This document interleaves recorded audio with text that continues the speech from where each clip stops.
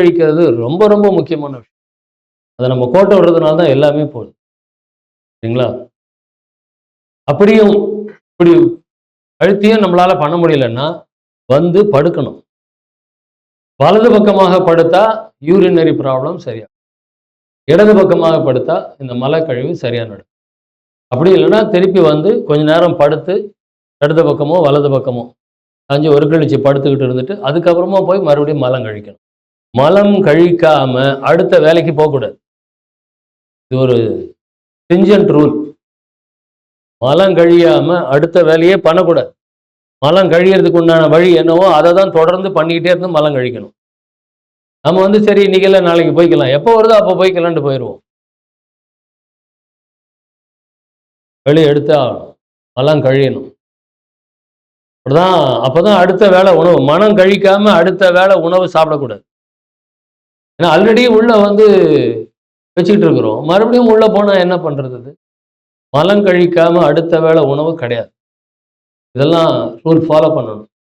மலம் கழிக்கல அப்படின்னா என் பசங்களுக்கு நான் சாப்பாடு போட மாட்டேன், கிளம்பி ஸ்கூலுக்கு போடான்னு போயிடு. வெந்நீர் மட்டும் கொடுத்துட்டு கிளம்பி போக சொல்லு. மலம் கழிக்கலைன்னா அவங்களுக்கு சாப்பாடு கிடையாது. அதை வந்து நம்ம குழந்தைங்கள்லேருந்தே நம்ம அதை வந்து ஸ்ட்ரிக்டாக ஃபாலோ பண்ணினா அவங்களுக்கு அந்த ஹேபிட்டும் வரும். தூங்கி எழுந்த உடனே போய் மலம் கழிக்கிறதுக்கு போகணும். அந்த அளவுக்கு ராத்திரி உணவு இருக்கணும்.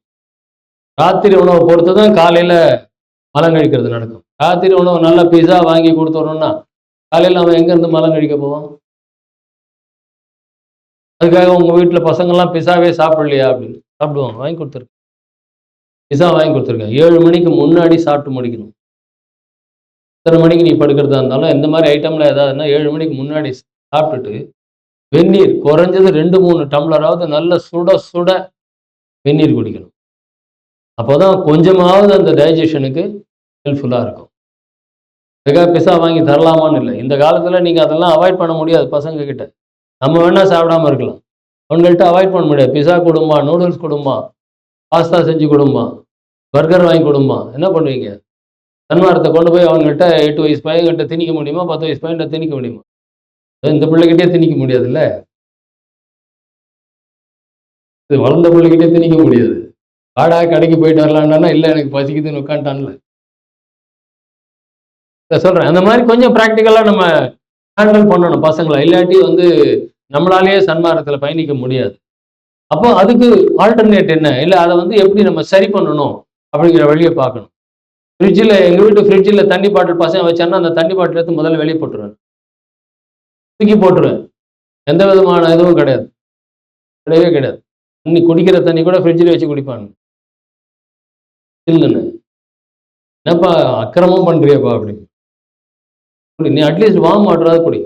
கொதிக்க வச்சு ஆற வச்ச தண்ணி, பானையிலையும் தண்ணி இருக்காங்க, அதையாவது போய் குடிச்சிக்கோ. ஃப்ரிட்ஜில் வச்சு தண்ணி குடிக்கூடாது. இதெல்லாம் வந்து ரூல். ரொம்ப பயப்படுவாங்க பசங்க என்கிட்ட. நான் கொஞ்சம் குரலை வசத்திட்டா கூட வீடு அப்படியே அமைதியாகிடும்.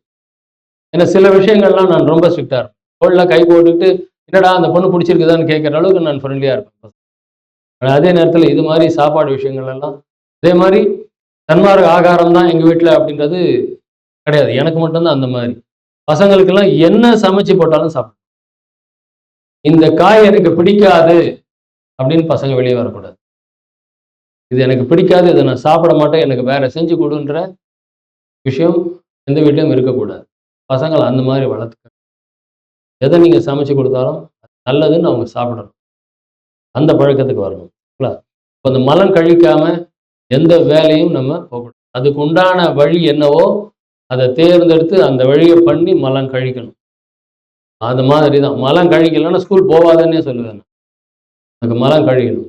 அதுக்கு என்னென்ன வழி? ஆல்டர்னேட். கொய்யாப்பழம் கொடுங்க பசங்களுக்கு. கொய்யாப்பழம் கொடுத்தீங்கன்னா அதை சாப்பிட்டா ஆட்டோமேட்டிக்காக மலம்.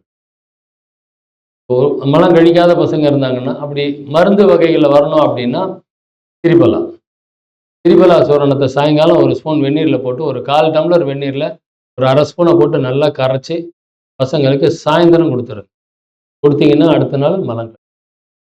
ஏதாவது ஒரு தந்திரத்தை உபாயத்தை பயன்படுத்தி இந்த மலம் கழிக்கிற வேலையை கண்டிப்பாக பண்ணும். அந்த வயிற்றுல சேர்க்கும். கடுக்காய் ரெகுலராகவே எடுக்கலாம். அது வந்து நான் வந்து அந்த காலை இஞ்சி பகல்ல நண்பகல் கடுக்காய், இது சுக்கு, மாலை கடுக்காய். இந்த கடுக்காயெல்லாம் கூட சுத்தி பண்ணி ரொம்ப ஈஸியா சுத்தி பண்ணலாம் கடுக்காய். காலையில இஞ்சி வந்து ஒண்ணும் இல்ல. தோல நல்லா சீவிடுங்க. சீவிட்டு அந்த இஞ்சிய நல்லா நசுக்கி தண்ணீல போட்டு கொதிக்க விடுங்க. தண்ணி சூடு பண்ணதுக்கப்புறம் இஞ்சிய போடுங்க. நார்மலா பச்சை தண்ணியில இஞ்சியில போட்டுருவோம். தண்ணி கொஞ்சம் எத போட்டாலும் நம்ம அந்த கஷாயங்கள் அத்தனை வகைகளும் எந்த பொடி நீங்க கலக்கிறதா இருந்தாலும் கொஞ்சம் தண்ணி சூடானதுக்கு அப்புறமா அதை கலங்க. பச்சை தண்ணியில அதை கலங்க. லைட்டா சூடானோன்னு அதை கலங்க. ஃபுல்லா கொதிக்க சுண்ட வைக்கக்கூடிய விஷயத்த தான் கொதிக்க விட்டுட்டு இருக்கணும். மற்றபடி கொதி வந்த உடனே இறக்கிடலாம். இறக்கிடலாம். காலையில இஞ்சி அதே மாதிரி நசுக்கி போட்டு நல்லா நசுக்கி போட்டு அதை வெந்நீரில் போட்டுட்டு அது நல்லா கொதிச்ச உடனே அதை இறக்கி தேன் கலந்து சாப்பிடலாம்.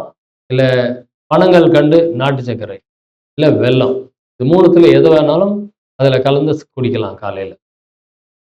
மத்தியானம் அதே மாதிரி சுக்கு. அந்த சுக்கு தான் நம்ம வந்து இந்த சாதத்தில் போட்டு சாப்பிடுங்கன்னு சொன்னோம். இல்லாட்டி இந்த சுக்கு மல்லி கஷாயம் இருக்கு இல்லையா, இதை வந்து ஒரு 11லேருந்து 12 அந்த மணி வாக்கில் அந்த சுக்கு எப்படி பதம் பண்ணணும் அப்படின்னா, சுக்கு வாங்கிட்டு இந்த சுக்கை வந்து சுண்ணாம்பை இந்த பவுலில் சுண்ணாம்பு கொட்டிடுங்க. சுண்ணாம்பை கொட்டிட்டு அந்த பவுலில் சுக்கை நினச்சி சுண்ணாம்பில் சுக்கை நினச்சி நினச்சி நல்லா பெரட்டி எடுத்து ஒரு ட்ரேயில் வச்சு வெயிலில் வச்சுருங்க. ட்ரேயில் வச்சு அதை வெயிலில் வைங்க. கொஞ்சம் வந்த உடனே அதை நெருப்பில் சுடணும். கேஸ் அடுப்பில் இல்லை, நெருப்பில் சுடணும். அந்த சுண்ணாம்பு ஈரமாக இருக்கும்போது சுட்டிங்கன்னா அது கொஞ்சம் கொஞ்சம் ட்ரைனஸ் வந்த உடனே அந்த சுண்ணாம்பை நெருப்பு கட்டி வச்சு அந்த நெருப்பு கட்டியில் அந்த சுண்ணாம்பை சுடணும். சுட்டு எடுத்து அந்த தோலை சுரண்டி எடுக்கணும். சுரண்டி எடுத்துட்டு அதை கொஞ்சம் அப்படியே காய வச்சிங்க அப்படின்னா அப்போதான் அதை இடிக்கிற பதத்துக்கு வரும். அதை எடுத்து நல்லா உரலில் போட்டு இடித்து சின்ன சின்ன துண்டாக மாறும். இடிச்சு ஏன்னா தூளாக மாறாது உரலெல்லாம். அதுக்கப்புறமா அதை எடுத்து மிக்சியில் போட்டு அரைச்சி எடுத்து வச்சு சுக்கு, அந்த பதம் பண்ண சுக்கு இங்கே இருக்குது. இதெல்லாம் அப்படியே உடனே செய்யறது. 2-3 நாள்லாம் வைக்க வேண்டிய அவசியமே கிடையாது. உடனே இந்த அடிக்கிற வெயிலில் அதை வச்சிங்கன்னா ஒரு மணி நேரத்தில் காஞ்சதுக்கு அப்புறமா அதை நறுக்கி உரலில் போட்டு இடிக்க. இந்த சின்னதாக உரல் இருக்கும் இல்லையா, கையில் குத்துற மாதிரி, அதில் போட்டு கொஞ்சம் கொஞ்சமாக சின்ன சின்னதாக இடிச்சுக்கிட்டிங்கன்னா எடுத்து அப்புறமா மிக்சியில் போட்டு பொடி பண்ணியாச்சு. இந்த தோலை வந்து க்ளீனாக சுரண்டி எடுத்துடணும். ஏன்னா சுக்கு இஞ்சி கூட தோல் ஏன் சீவரம்? அவ்வளோ நல்ல ப்ராடக்ட்டு. இஞ்சி தோல் விஷம். இஞ்சியோட தோல் விஷம். இஞ்சியோட காஞ்ச விஷயம்தான் சுக்கு. சுக்கு வேறு எதுவும் தனியாக கிடையாது. அதனால் அந்த தோலை வந்து சுரண்டி எடுத்துட்டு தான் சுக்கு தயாரிக்கிற முறை, சுக்கு பதப்படுத்துகிற முறை இந்த மாதிரி பதப்படுத்தி எடுத்து வச்சுக்கிறேன். அதை வந்து தண்ணியில் போட்டு மத்தியானம் அதை தண்ணியில் போட்டு குடிக்கலாம். வெறும் சுக்கு கூட போட்டு குடிக்கலாம். நம்ம சுக்கு ரொம்ப உஷ்ணமானதுன்றதுனால அது தனியா சேர்க்கிற பழக்கத்தை கொண்டு தனியாத்தூள் கொஞ்சம் சேர்த்துக்கிட்டிங்கன்னா அந்த உஷ்ணத்தை கொஞ்சம் தணிக்கும். இல்லாட்டி சுக்கு ரொம்ப உஷ்ணமாக. அதனால் மத்தியானம் அந்த சுக்கை வந்து நம்ம அந்த மாதிரி.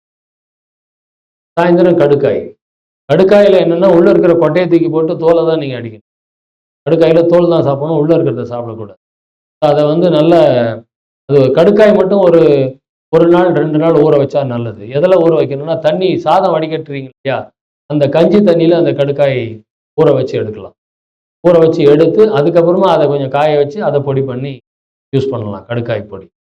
ஸோ காலை இஞ்சி, நண்பகல் சுக்கு, மாலை கடுக்காய், இது மாதிரி சாப்பிட்டுட்டு வந்தால் உடம்பு தள்ளாமை வரவே வராது, வளர்ச்சி வரவே வராது.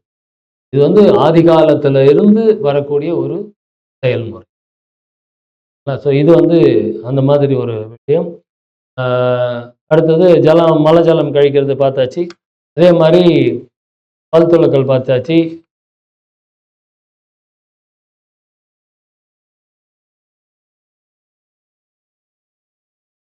ராத்திரி சாப்பிட்டது காலையில் கழியணும். காலையிலேயே மத்தியானம் சாப்பிட்றது சாயந்தரம் கழியணும். 2 வேளை. சாயந்தரமே டாய்லெட் போயிடணும். மத்தியானம் சாப்பிட்டது உங்களுக்கு ஒரு ஆகாரமும் லிக்விட் எல்லாம் தண்ணி ஜீரணமாகறதுக்கு 1 மணி நேரம் ஆகும். தண்ணி ஜீரணமாகறதுக்கு 1 மணி நேரம். ஜூசஸ்லாம் குடிக்கிறீங்களே அந்த மாதிரி ஏதாவது அதில் கொஞ்சம் இனிப்பு கலந்து சாப்பிட்டீங்கன்னா அது ஜீரணமாகறதுக்கு 2 மணி நேரம். சாப்பாடு ஜீரணமாகறதுக்கு 4 மணி நேரம். இந்த டைமிங் பேஸ் பண்ணி தான் நம்ம அடுத்த வேலைக்கு போகலாம். 4 மணி நேரம் கழிச்சு தான் அடுத்த ஆகாரம். சாப்பாடு சாப்பிட்டோம்னா 4 மணி நேரம் கழிச்சு தான் சாப்பிடணும்.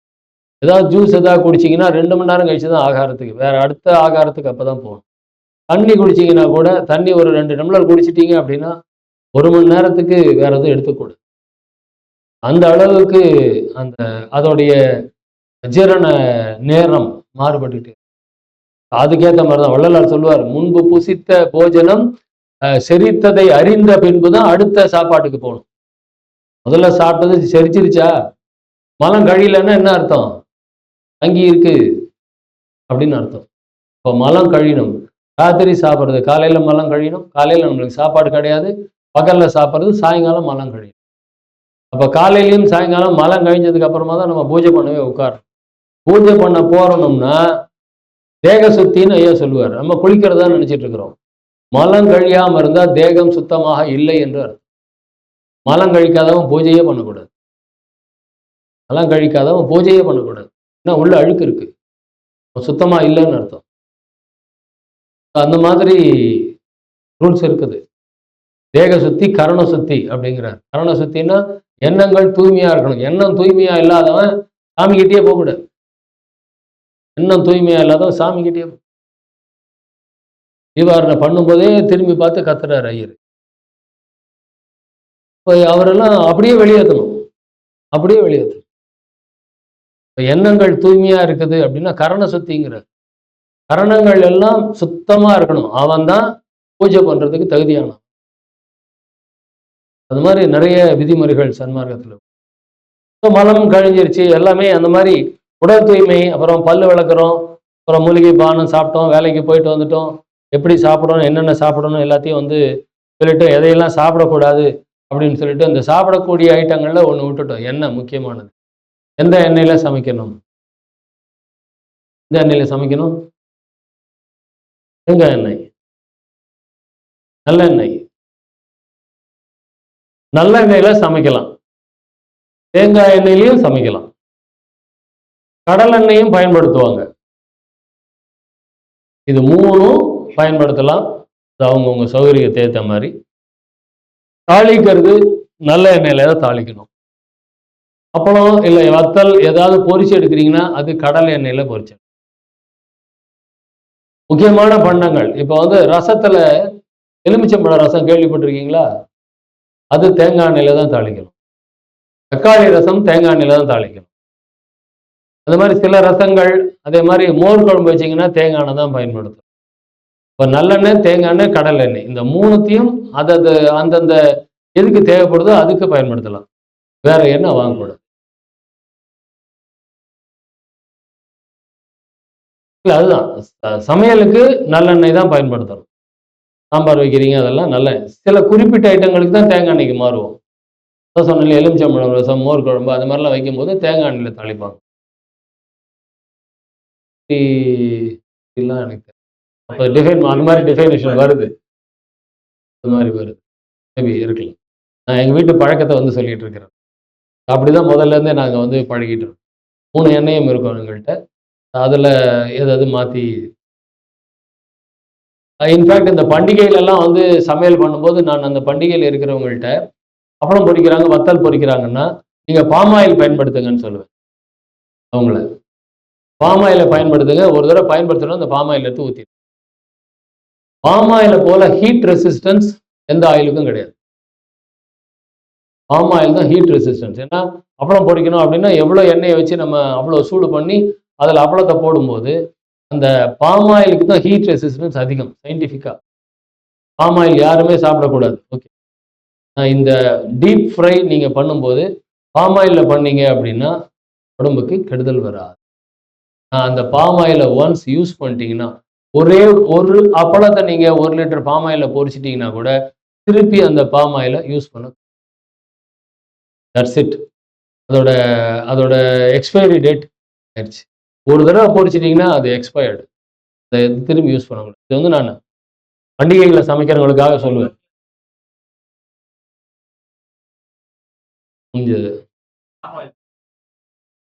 பாமாயில் பாமாயில் நம்ம வீட்டில் பயன்படுத்தவே கூடாது. அது நான் அவங்களுக்கு சிக்கனத்துக்காக சொல்லுவேன். அவங்களுக்கு மற்ற எண்ணெயை வாங்கி கொடுத்து 700 பேர் சாப்பிட போகிறாங்க, 700 பேருக்கு அப்பளம் பொரிக்கணும் அப்படின்னா எத்தனை லிட்டர் எண்ணெய் வாங்குறது அவங்க? அதனால நீ அப்போ அது இல்லாமல் அதை டீப் ஃப்ரை பண்ணும்போது பாமாயிலோட ஹீட் ரெசிஸ்டன்ஸ் நீங்க கூகுள்ல பார்க்கலாம் ஹீட் ரெசிஸ்டன்ஸ் எந்த ஆயில் இருக்குன்னு பார்த்தீங்கன்னா பாம் ஆயில் தான் ஹீட் ரெசிஸ்டன்ஸ் அதிகமாக உண்டு. அதனால அந்த மாதிரி பண்டிகைகள் விசேஷங்கள்ல வந்து பாம் ஆயில் நீங்க பொரிச்சு எடுத்துக்கோங்கப்பா. இது முடிஞ்ச உடனே அந்த கடாயோட கொண்டு போய் கீழே சாய்ச்சிட சொல்லி திருப்பி அப்படியே பாக்கி இருக்கிறத மட்டும் வீட்டுக்கு எடுத்துட்டு போய் பயன்படுத்தலாம். அந்த மாதிரி எடுத்துட்டீங்கன்னா அதை போல ஒரு விஷம் வேற எதுவுமே அவ்வளவு கெடுதல் அது. எந்த எண்ணெயுமே திருப்பி யூஸ் பண்ணா கெடுதல் தான். அது நல்லெண்ணெயோ கடலெண்ணெயோ எதா இருந்தாலும் பாம் ஆயில் டைரக்டா அது பாய்சன். அது மாதிரி எண்ணெய் வந்து தாளிக்கிறதுக்கு நல்லெண்ணெய் தான் வள்ளல் பெருமான் சொல்றார்.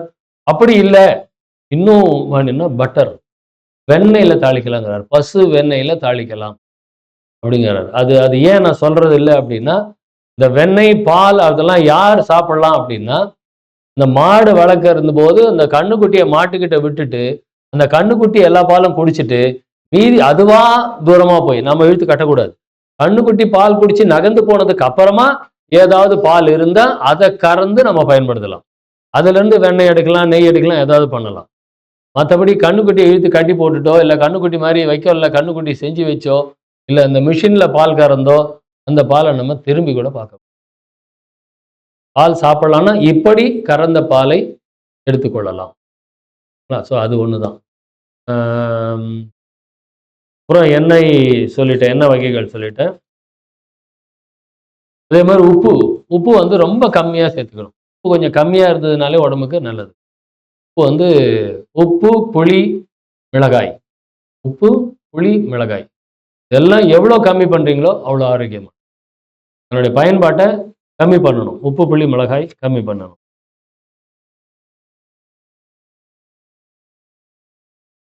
இப்போ சாப்பிட்டு வந்துட்டோம். அடுத்ததெல்லாம் என்ன பண்ணணும்? தூக்கம் வருது எல்லாருக்கும். தூக்கம் வருது தானே? தூக்கம் வருது. என்ன பண்றது தூக்கம் வந்தா?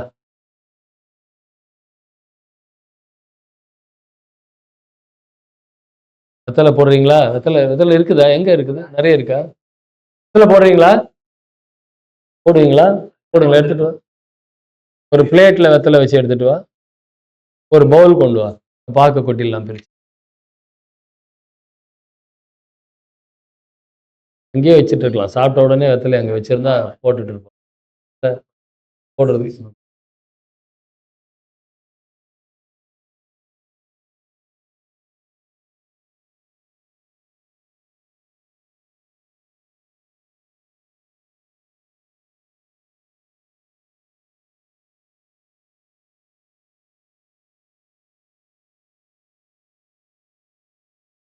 காலையில ஒரு தடவை கடவுளை தியானம் பண்றோம், பாராயணம் பண்றோம், ப்ரேயர் பண்றோம் காலையில. அதுக்கு அடுத்த ப்ரேயர் எப்போ பண்ணணும்? ரெண்டாவது ப்ரேயர் பிஃபோர் லஞ்ச். ஒரு 4 மணி நேரம் டைமிங் நம்ம அது மாதிரி வச்சு மெயின்டைன் பண்ணிக்கோம். 4 மணி நேரம் இல்லாட்டி ஏன்னா ராத்திரி தூங்கிடுறோம். அதனால காலையில 4 மணிக்கு ஆரம்பிச்சு ஒரு ராத்திரி 10 மணிக்குள்ளாரன்னு வச்சுக்கோங்களேன். அதை வந்து 4ஆ பிரிச்சுக்கோங்க. ஆஃபீஸ் போகிறவங்க 3ஆ பிரிச்சுக்கோங்க. காலையில், சாயந்தரம், ராத்திரி படுக்கும்போது. இந்த இல்லை 6 வேளை பூஜைங்கிறது அந்த காலத்தில் வந்து பெருமானும் 6 கால தியானம் சொல்றார். ஆமா ஆமா ஃபாலோ பண்ணணும். 4 10 2 12 4 8 ஆஃபீஸ் போகிறவங்க பண்ண முடியாது. அதனால ஆஃபீஸ் போகிறவங்க காலையில் பண்ணுங்க, சாயந்தரம் பண்ணுங்க, நைட்டு படுக்கும்போது. அது வந்து ஆமாம், அதுதான் சொல்லுவேன். அலாரம் வச்சுக்கோங்க. அலாரம் வச்சுட்டு ஒரு 1 நிமிஷம் மகாமந்திரத்தை நினச்சிக்கிட்டு அடுத்த வேலையை நம்ம பார்க்கலாம். அதே மாதிரி பகலில் வந்து 2 மணி நேரம் கடவுளை நினைத்து நினச்சிட்டு இருக்கணுங்கிறார். பகலில் சாப்பிட்டுட்டு வந்துட்டோம் அப்படின்னா 2 ஹவர்ஸ் அதை பற்றி நம்ம விசாரம் பண்ணலாம். கடவுளை பற்றி விசாரம் பண்ணலாம். நம்ம எப்படி கடவுள் ஆகுறதுன்னு விசாரம் பண்ணலாம். அதுக்கு மத்தியானம் 2 மணி நேரத்தை ஒதுக்க சொல்கிறேன். சாப்பிட்டதுக்கு அப்புறமா ஒரு 12 மணிக்கு சாப்பிட சொல்கிறாரு. 12:30 மணிக்கு சாப்பிட்டு முடிக்கணும்னு வச்சுக்கோங்களேன். நிதானமாக சாப்பிட்றதா எப்படி சாப்பிடணும்? சாப்பிடும்போது எப்படி சாப்பிடணும்? மென்று சாப்பிடணும். எப்படி மெல்லணும்? எச்சில் உமிழ்நீர் வர்ற அளவுக்கு அதை மெல்லணும். செரிமானம் 50% வாயிலே நடக்கணும். 50% செரிமானம் வாயில நடக்கணும். மீதி கீழே 50% தான் கீழே வேலை கொடுக்கணும். அப்படியே முழுங்கிக்கிட்டே இருந்தோம்னா 100% செரிமானம் உடம்பு வந்து வீணா போயிடும்.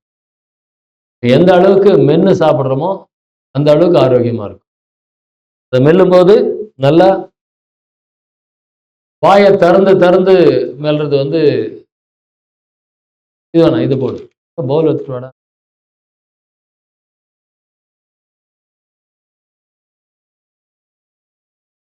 வெத்தலை போடுறவங்க போடுங்க. எல்லாரும் போடுங்க. கொஞ்சம் தூக்கம் கொஞ்சம் குறையும்.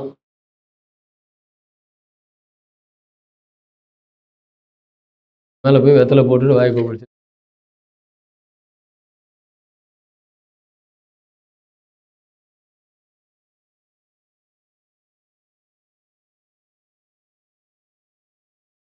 பண்ணட்டும். நான் சொல்றேன், தரேன். இங்க வந்து எடுத்துக்கிறீங்களா ஒருத்தரா?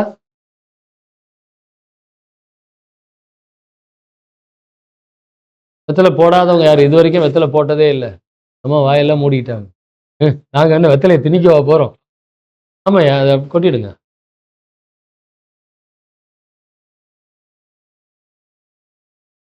ஆஹா, கலக்கலாம். 5 அதாவது 5 ஆச்சும் ஏலக்காய் போடலாம். தேன் போட மாட்டாங்க, ஜாதிக்காய் போடுவாங்க. கிராம்பு சேர்க்கிறேன். பாக்கி அடிச்சு போ. இல்ல போடட்டும், எல்லாருக்கும் தெரியும். வெத்தலை போடுறது தெரியாதான்னு எல்லாருக்கும் தெரியும். அந்த நரம்புல கொஞ்சம் அப்படி தேய்ச்சிக்கோங்க. அப்புறம் சுண்ணாம்பு எடுத்து நரம்புல தடவிக்கோங்க. தள்ளி போட்டார்.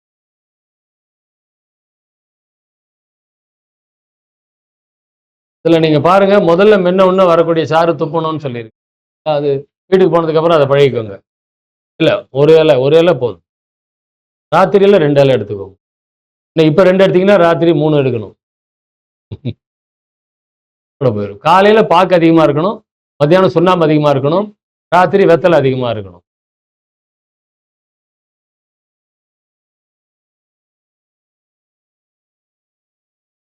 துப்பிட்டா ஒரு தடவை துப்பிட்டு வந்தீங்கன்னா நல்லது. முதல்ல வர சாரை துப்பிடுங்க, அப்புறம் வரதை பண்ணுங்க. ஏன்னா பழகும் போதே அப்படிதான் பழகணும். இல்ல இப்ப நீங்க முழுங்கிடுங்க அப்படின்னு சொன்னா அதுல அர்த்தமே இல்லை. சொல்லிக் கொடுக்கறதே தப்பாயிரும்.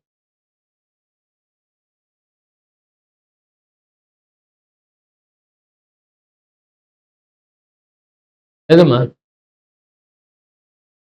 களிப்பாக்குதாம்மா, களிப்பாக்குதான். அவன் வந்து களிப்பாக்கு தான் பண்றான். உடைச்சு வச்சிருக்கான், உடைச்சே விற்கிறான். சாப்பிடுங்க.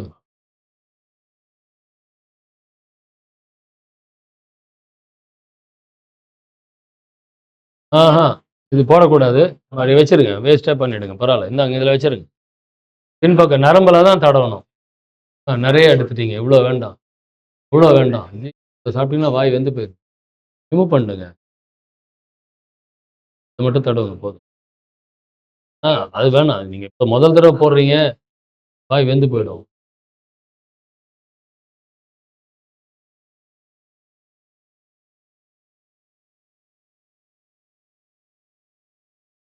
அப்புறம் முழுங்கிக்கிட்டே வரும். கடைசியில சக்கையை துப்பிடுங்க. சக்கையை முழுங்கக்கூடாது, துப்பிடணும். சக்கையை துப்பிடணும். சாறு வர்றது நின்று போடணும்னா போய் துப்பிடுங்க.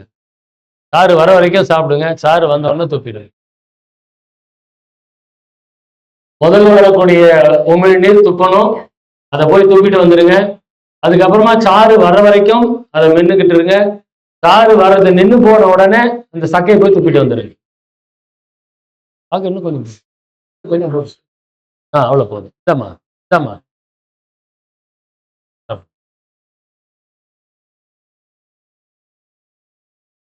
ஆபீஸ் போறவங்க வெத்தலை எடுத்துட்டு போனீங்கன்னா கையோட பிரஷ் எடுத்துட்டு போயிடுங்க. வெத்தலையை போட்டு துப்பிட்டு பிரஷ் பண்ணிடுங்க. இல்லாட்டி ஆபீஸ்ல நம்மளை விட்டு அனுப்பிச்சிருவோம். நான் ஆபீஸ்ல ஒரு பிரஷ், ஆபீஸ்லயே பிரஷ்ஷே வச்சிருக்கேன்.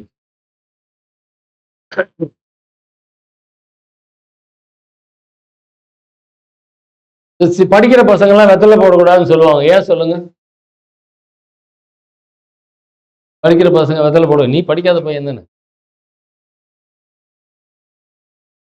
வெத்தலை போட்டீங்கன்னா நாக்கு கொஞ்சம் தடிப்பாகும். வெத்தலை போட்டோன்னு ஒரு பாட்டு பாடுங்க பார்க்கலாம். பாட முடியாது. வெத்தலை போட்டோன்னா நாக்கு கொஞ்சம் தடிப்பாயிடும். அதனால தான் படிக்கிற பசங்களுக்கு வெத்தலை போட வேண்டாதுன்னு சொல்லுவாங்க. ஏன்னா படிக்க முடியாது அவங்களால. கொஞ்சம் நாக்கு தடிப்பாகும்.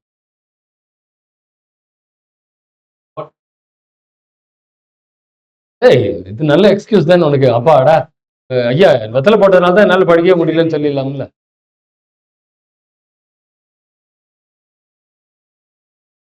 முதல்ல வரக்கூடிய அந்த உமிழ்நீரை துப்பிடுங்க. துப்பிட்டு வாங்க. ஏன்னா அப்பதான் அது பழகும். இல்லாட்டி பழக மாட்டோம் நம்ம. அது ஞாபகமே இருக்காது. அப்படியே விட்டுடுவோம்.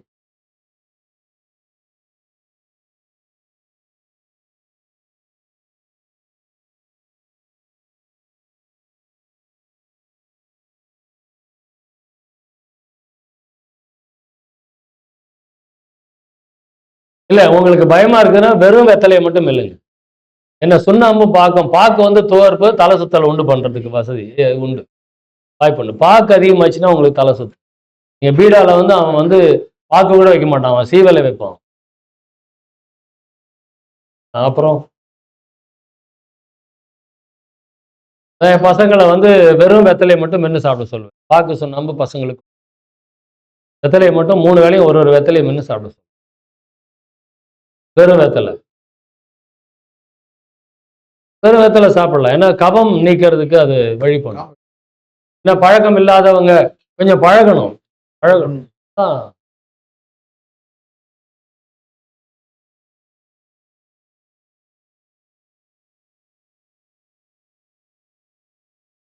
இதான் சொல்லுவாங்க, வாய் நல்லா சிவப்பாயிடுச்சுன்னா வீட்டுக்காரர் ரொம்ப அன்பா இருக்கிறார்.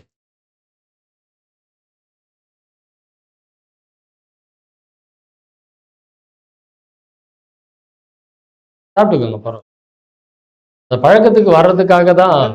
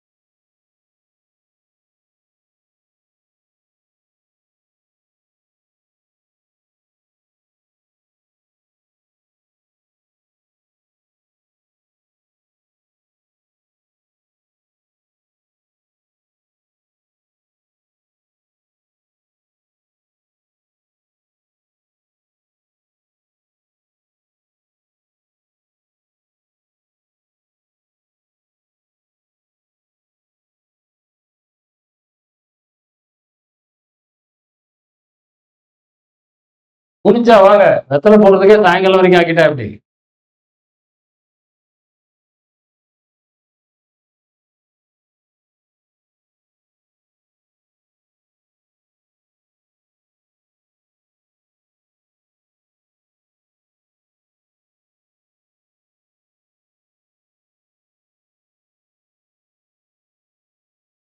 என்னங்கம்மா? அது வெத்தலை சாப்பிட்றதுனால வாயில எந்த விதமான கேடும் வராது. புகையிலை சேர்க்கறது, சுண்ணாம்பு சுண்ணாம்பு சேர்க்கும் போது செவந்துரும். சுண்ணாம்பு சேர்க்காம நீங்க எத்தனை வெத்தலை சாப்பிட்டாலும் செவக்காது.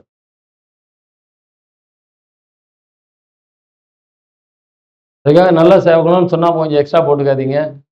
ரத்தம் வர மாதிரி செவந்துரும் அப்புறம்.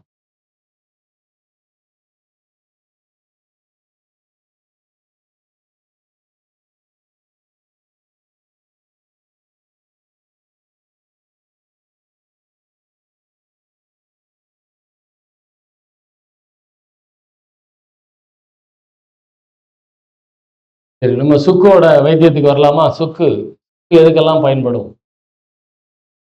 ஏன்னா சுக்கு தான் வந்து நம்ம சன்மார்க்கத்திலையும் சரி, உடல் ஆரோக்கியத்திலையும் சரி, சித்தத்திலையும் சரி ரொம்ப முக்கியமான ஒரு பங்கு. எப்படிப்பட்ட உணவையும் செரிக்க வைக்கக்கூடிய ஆற்றல் சுக்கு. எந்த உணவு சாப்பிட்டாலும் சுக்கு சாப்பிட்டீங்கன்னா செரிச்சிடும். அந்த அளவுக்கு அது வந்து சக்தி வாய்ந்த, ஆற்றல் வாய்ந்த ஒரு விஷயம்தான் அந்த சுக்கு. எல்லா நச்சுக்களையும் முறித்து விடக்கூடிய தன்மை அதுக்கு உண்டு. உடல், உணவு பாதை இது 2த்தையும் சுத்தப்படுத்துறது சுக்கு.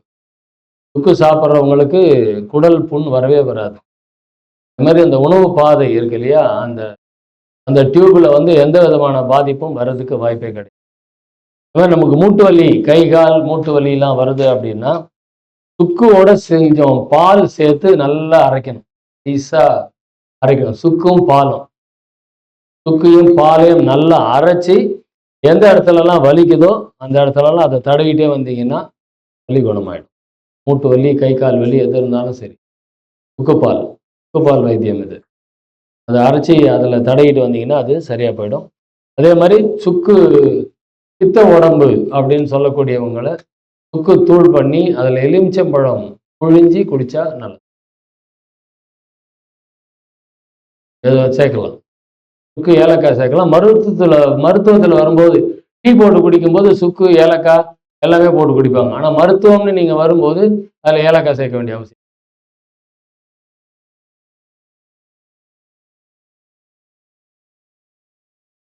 இதே மாதிரி நான் காலையிலேயே சொன்னேன், சுக்கு, மிளகு, தனியா, திப்பிலி, சித்தரத்தை இது எல்லாத்தையும் சேர்த்து பொடி பண்ணி எடுத்து வச்சுக்கிட்டீங்க அப்படின்னா, ஜலதோஷம் வருது, சளி வருது அப்படின்னா அதை போட்டு தண்ணியில் போட்டு கொதிக்க வச்சு குடிச்சு 3 நாள் குடிக்கணும். ஒரு வேளை தான், 3 வேளையெல்லாம் குடிச்சிடக்கூடாது. ஒரு வேளை அதை குடிச்சு வந்தீங்கன்னா 3 வேளை 3 நாள் குடிச்சிங்கன்னா பேர்பட்ட சளியாக இருந்தாலும் 5 பொருட்கள். அதே மாதிரி கேஸ்ட்ரிக் ட்ரபிள் யாருக்கு இருக்குதோ அவங்க வெத்தலையில சுக்கு வச்சு சாப்பிடணும். சுக்குத்தூளை வெத்தலையில போட்டு சாப்பிட்டீங்கன்னா கேஸ்ட்ரிக் ட்ரபிள் சரி. வெத்தலையும் சுக்கும், வேற எதுவும் சேர்க்கக்கூடாது. அது வச்சு போட்டா சரியா போயிடும். அதே மாதிரி தலைவலி வரும்போது சுக்கோட தண்ணி போட்டு சுக்கு அரைக்கணும். கை கால் மூட்டு வலிக்கு வந்து பால் போட்டு அரைக்கணும். தலைவலிக்கு தண்ணி ஊற்றி அரைக்கணும். தண்ணி ஊற்றி சுக்கு அரைச்சி தலையில நீங்க அந்த 10 மாதிரி போட்டீங்க அப்படின்னு சுக்கு பவுடர் தான். சுக்கு பவுடர் நல்லா குழைச்சி போட்டுக்கலாம். அதை போட்டு நல்லா சுக்கு பவுடர் வந்து தண்ணியில் குழைச்சி போட்டு தலைவலிக்கு வந்து தண்ணியில் சேர்க்கணும். கை கால் மூட்டு வலிக்கு பாலில் சேர்க்கணும். ஏன்னா அது வந்து அந்த ரியாக்ஷன் வந்து வேற ரியாக்ஷன் கொடுக்கும். நம்ம வந்து தலைவலிக்கு தானே சொன்னார், கை கால் வலிக்கு அதை போடுறதோ, கை கால் வலிக்கு தானே சொன்னார், வலிக்கு தானே சொன்னாருன்னு சொல்லி எடுத்து தலைவலிக்கு போட்டீங்க அப்படின்னா அது வந்து சரியான ரிசல்ட் கொடுக்கும். சரிங்களா? எப்போ வேணாலும் சாப்பிடுங்க. கேஸ்ட்ரிக் ட்ரபிள் இருக்குதுனாலே அதை ஒரு மாதிரி நமக்கு இருக்கு, அதிகமாக சாப்பிட்டுட்டோம் அப்படின்னும் போது கொஞ்சம் மூச்சு வர்றதுக்கு சிரமமாக இருக்குது, கேஸ்ட்ரிக் ட்ரபிள் இருக்கிற மாதிரி இருக்குது, வெத்தலையில் சுக்கு. அதே மாதிரி சுக்கு, கருப்பட்டி, மிளகு, சுக்கு, கருப்பட்டி, மிளகு இது 3த்தையும் சேர்த்து காய்ச்சி குடிக்கணும். இது காய்ச்சி குடிச்சிங்க அப்படின்னா உடம்பு எல்லாம் டயர்டாக இருக்குன்னு விழுந்துடுறாங்கல்ல, ரொம்ப டயர்டாக இருக்குது, எப்பயுமே சோர்வாக இருக்குது, என்னால் எந்திரிச்சு சுறுசுறுப்பாக வேலையே செய்ய முடியல அப்படிங்கிறவங்களுக்கு சுக்கு, மிளகு, கருப்பட்டி போட்டு காய்ச்சி கொடுத்தீங்கன்னா நல்லா ஆக்டிவ் ஆகிடுவாங்க. குழந்தைங்களுக்கு கொடுக்கும்போது 4 டம்ளருக்கு மேலே கொடுக்கக்கூடாது. சுக்கு கலந்த எந்த பொருளும் குழந்தைங்களுக்கு 4 டம்ளருக்கு மேலே கொடுக்கக்கூடாது. அதாவது 1/4 டம்ளர் அப்படின்னா 20-25 மேலே கொடுக்கக்கூடாது. நம்ம எல்லாருமே கொஞ்சம் வயசு இருக்கிறவங்க அப்படின்னா 50 ml எக்காரணத்தை கொண்டும் சுக்கு கலந்தது 100 ml மேலே குடிக்க. 100 ml 1/2 டம்ளர் எதுவாக இருந்தாலும் 1/2 டம்ளருக்கு மேலே சுக்கு கலந்தது குடிக்காதீங்க. ரியாக்ஷன் வேற மாதிரி ஆகிடும். ஏன்னா இதுவே நல்லாவும் இருக்கும், இதுவே கெடுதியும் உண்டு பண்ணிடும். ஒரு நாளைக்கு ஒரு வேளை தான் சாப்பிடணும். இது வந்து 2-3 வேளையெல்லாம் சாப்பிட்ற மருந்து கிடையாது. ஒரு வேளை தான்.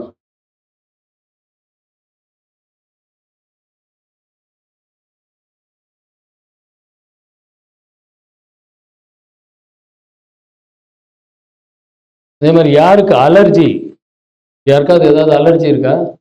அலர்ஜி இருக்கிறவங்க சுக்கு வெந்தயத்தை பொடி பண்ணி தேனில் கலந்து சாப்பிடணும். அலர்ஜி ஏதாவது உங்களுக்கு ஒத்துக்கலை அப்படின்னா அந்த பொருளை நீங்கள் சாப்பிட்றதுனாலும் சரி, இல்லை அலர்ஜி ஆயிடுச்சு, உடம்பெல்லாம் அப்படியே திண்டு ஆயிடுச்சு, கொசு கடிச்ச மாதிரி ஆயிடுச்சு அப்படின்னா சுக்கு வெந்தயத்தை தேனில் கலந்து, சுக்கு வெந்தயம் பொடி பண்ணி தேனில் கலந்து சாப்பிட்டீங்கன்னா. தேன்ல கலந்து சாப்பிட்ற எந்த பொருளையும் ஸ்பூன்ல சாப்பிடணும். தேன் எப்படி சாப்பிடணும் தெரியுமா? கையில ஊத்தி நக்கி தான் சாப்பிடணும். தேன் வந்து கையில ஊத்தி நக்கி தான் சாப்பிடணும். தேன் கலந்த எந்த பொருளா இருந்தாலும் நீங்க அதை கையில ஊத்தி சாப்பிடணும். இதெல்லாம் வந்து அப்படியே ஸ்டைலு அப்படின்னு சொல்லிட்டு அப்படி ஸ்பூன்லலாம் தேன் கலந்த தேன் எப்பயுமே அந்த மாதிரி உள்ளங்கையில் ஊற்றி தான் சாப்பிடணும். அந்த மாதிரி இந்த தேன் கலந்த எந்த மருந்தாக இருந்தாலும் அதை வந்து கையில் ஊற்றி தான் நம்ம சாப்பிடணும். அதே மாதிரி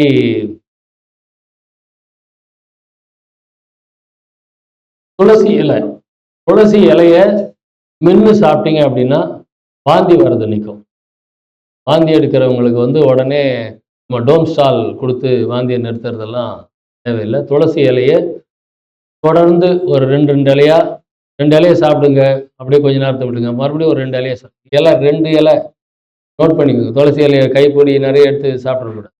2 இலையா சாப்பிட்டுட்டே வாங்க. வாந்தி கொஞ்சம் கொஞ்சமாக குறைஞ்சி நிற்கும். அப்படிதான் வாந்தியை நிற்கணும். ஒரேடியாக உடனே இன்ஸ்டண்ட்டாக நிறுத்துனீங்க அப்படின்னா எல்லா கழிவும் உள்ள இருக்கும். கழிவுகளை வெளியேற்றணும். வாந்தி வந்தாலும் பேதி ஆனாலும் தயவு செய்து ஆகட்டும் விடுங்க.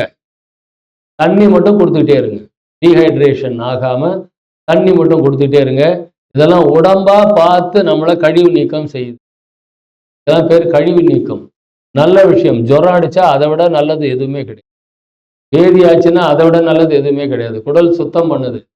வாந்தி வந்தாலும் அதை விட நல்லது எதுவும் கிடையாது. உடனே மாத்திரையை கொடுத்தோ இன்ஜெக்ஷன் போட்டோ அதை அரெஸ்ட் பண்ணிடுறாங்க. ரொம்ப தப்பு. ஆகட்டும். ஒரு 7 தடவை பேதி ஆச்சுன்னா ஒன்றும் ஆயிட மாட்டாங்க யாருமே. தண்ணி மட்டும் கொடுத்துட்டே இருக்கு. தண்ணி மட்டும் கொடுங்க. அந்த தண்ணி கொஞ்சம் அதிகமாக பேதி ஆகுது அப்படின்னும் போது தண்ணியில் கொஞ்சம் சர்க்கரையும் உப்பும் கலந்து கொடுங்க. துளி துளி கலந்து கொடுங்க. அதுதான் எலக்ட்ரால்னு விற்கிறான் சரிங்களா. ஸோ அந்த மாதிரி நம்மளே வீட்டில் வந்து தண்ணியில் கலந்து கொடுக்கணும். லைட்டாக வார்ம் வாட்டர், அவ்வளோ. ரொம்ப சூடாக குடிக்க வேணாம், ரொம்ப ஜில்லுன்னு குடிக்க வேணாம். லேசாக அதை வந்து அந்த மாதிரி குடிச்சிங்க அப்படின்னா அந்த வாந்தி பேதி ஆகிறதெல்லாம் ரொம்ப அழகாக நிற்கும். அதே மாதிரி தொண்டை கட்டிகிட்டு இருக்குது அப்படின்னா உள்ளுக்கே தடவை வேணாம். நம்ம வந்து சுக்கு மிளகு சுண்ணாம்பு எடுத்து அதை அரைச்சி இங்கே வெளியில் தடவுனா உள்ளே இருக்கிற தொண்டை வலி சரியாயிடும். வெளியில் தடவுனா போதும். சுக்கு மிளகு சுண்ணாம்பு வந்து நல்லா மைய அரைச்சி நல்லா நைஸாக அரைச்சி தொண்டையில் தடையை விட்டுட்டு படுத்தீங்கன்னா காலையில் தெளிவாக எழுந்துக்கும். ஒன்றுமே ஆகாது. நீங்கள் தொண்டையில் தடவுனா போதும்.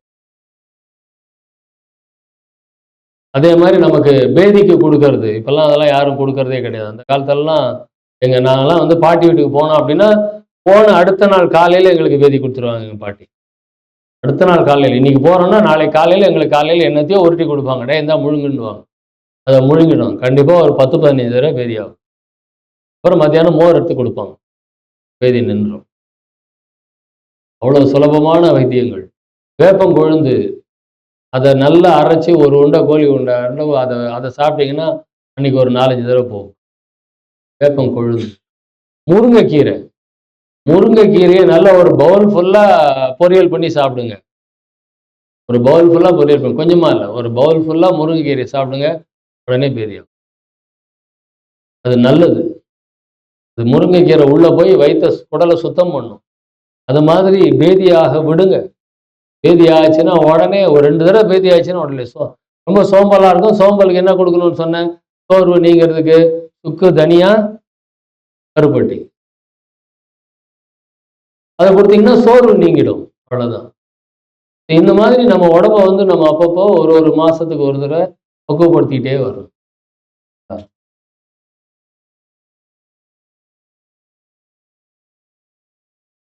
தேள் கடிச்சிருச்சு, பூரான் கடிச்சிருச்சு அப்படின்னா அதுக்கு வைத்தியம் சுக்கு, 5 மிளகு, 1 வெத்தலை. இதில் வந்து அளவே சொல்றாங்க. சுக்கு, 5 மிளகு, 1 வெத்தலை சேர்த்து மென்று தின்று 1 டம்ளர் தண்ணி குடிச்சிங்கன்னா தேள்கடி பூரான் கடி விஷம் முறி. சுக்கு, 5 மிளகு, 1 வெத்தலை. அப்பதான் அதுதான் நிறைய பேருக்கு அந்த நேரத்தில் எதுவும் யோசனை வராது. யோசனை வரணும். அமைதியா இருக்கிறவங்களுக்கு இந்த யோசனை வரும். பதட்டப்பட்டுட்டீங்கன்னா யோசனை வரும். பதட்டப்படவே கூடாது. எனக்கெல்லாம் வந்து ரொம்ப அதிகமான ஒரு பிரச்சனை வரும்போது நான் ரொம்ப கூலாக இருப்பேன். சாதாரண நேரத்தில் கூட பதட்டப்பட்டுடுவேன். ஆனால் ஏதாவது ஒரு சிக்கல் பெருசாக இருக்குது அப்படின்னா நான் ரொம்ப அமைதியாக டீல் பண்ணுவேன். என்னமோ எனக்கு கிடைச்ச வரம். அந்த நேரத்தில் நான் டென்ஷனே ஆக மாட்டேன். ரொம்ப அமைதியாக எங்கள் அம்மாவுக்கு வந்து நான் ஆஃபீஸ்லேருந்து வரேன். நான் தங்க வந்து பதறிட்டு ஓடி வரா.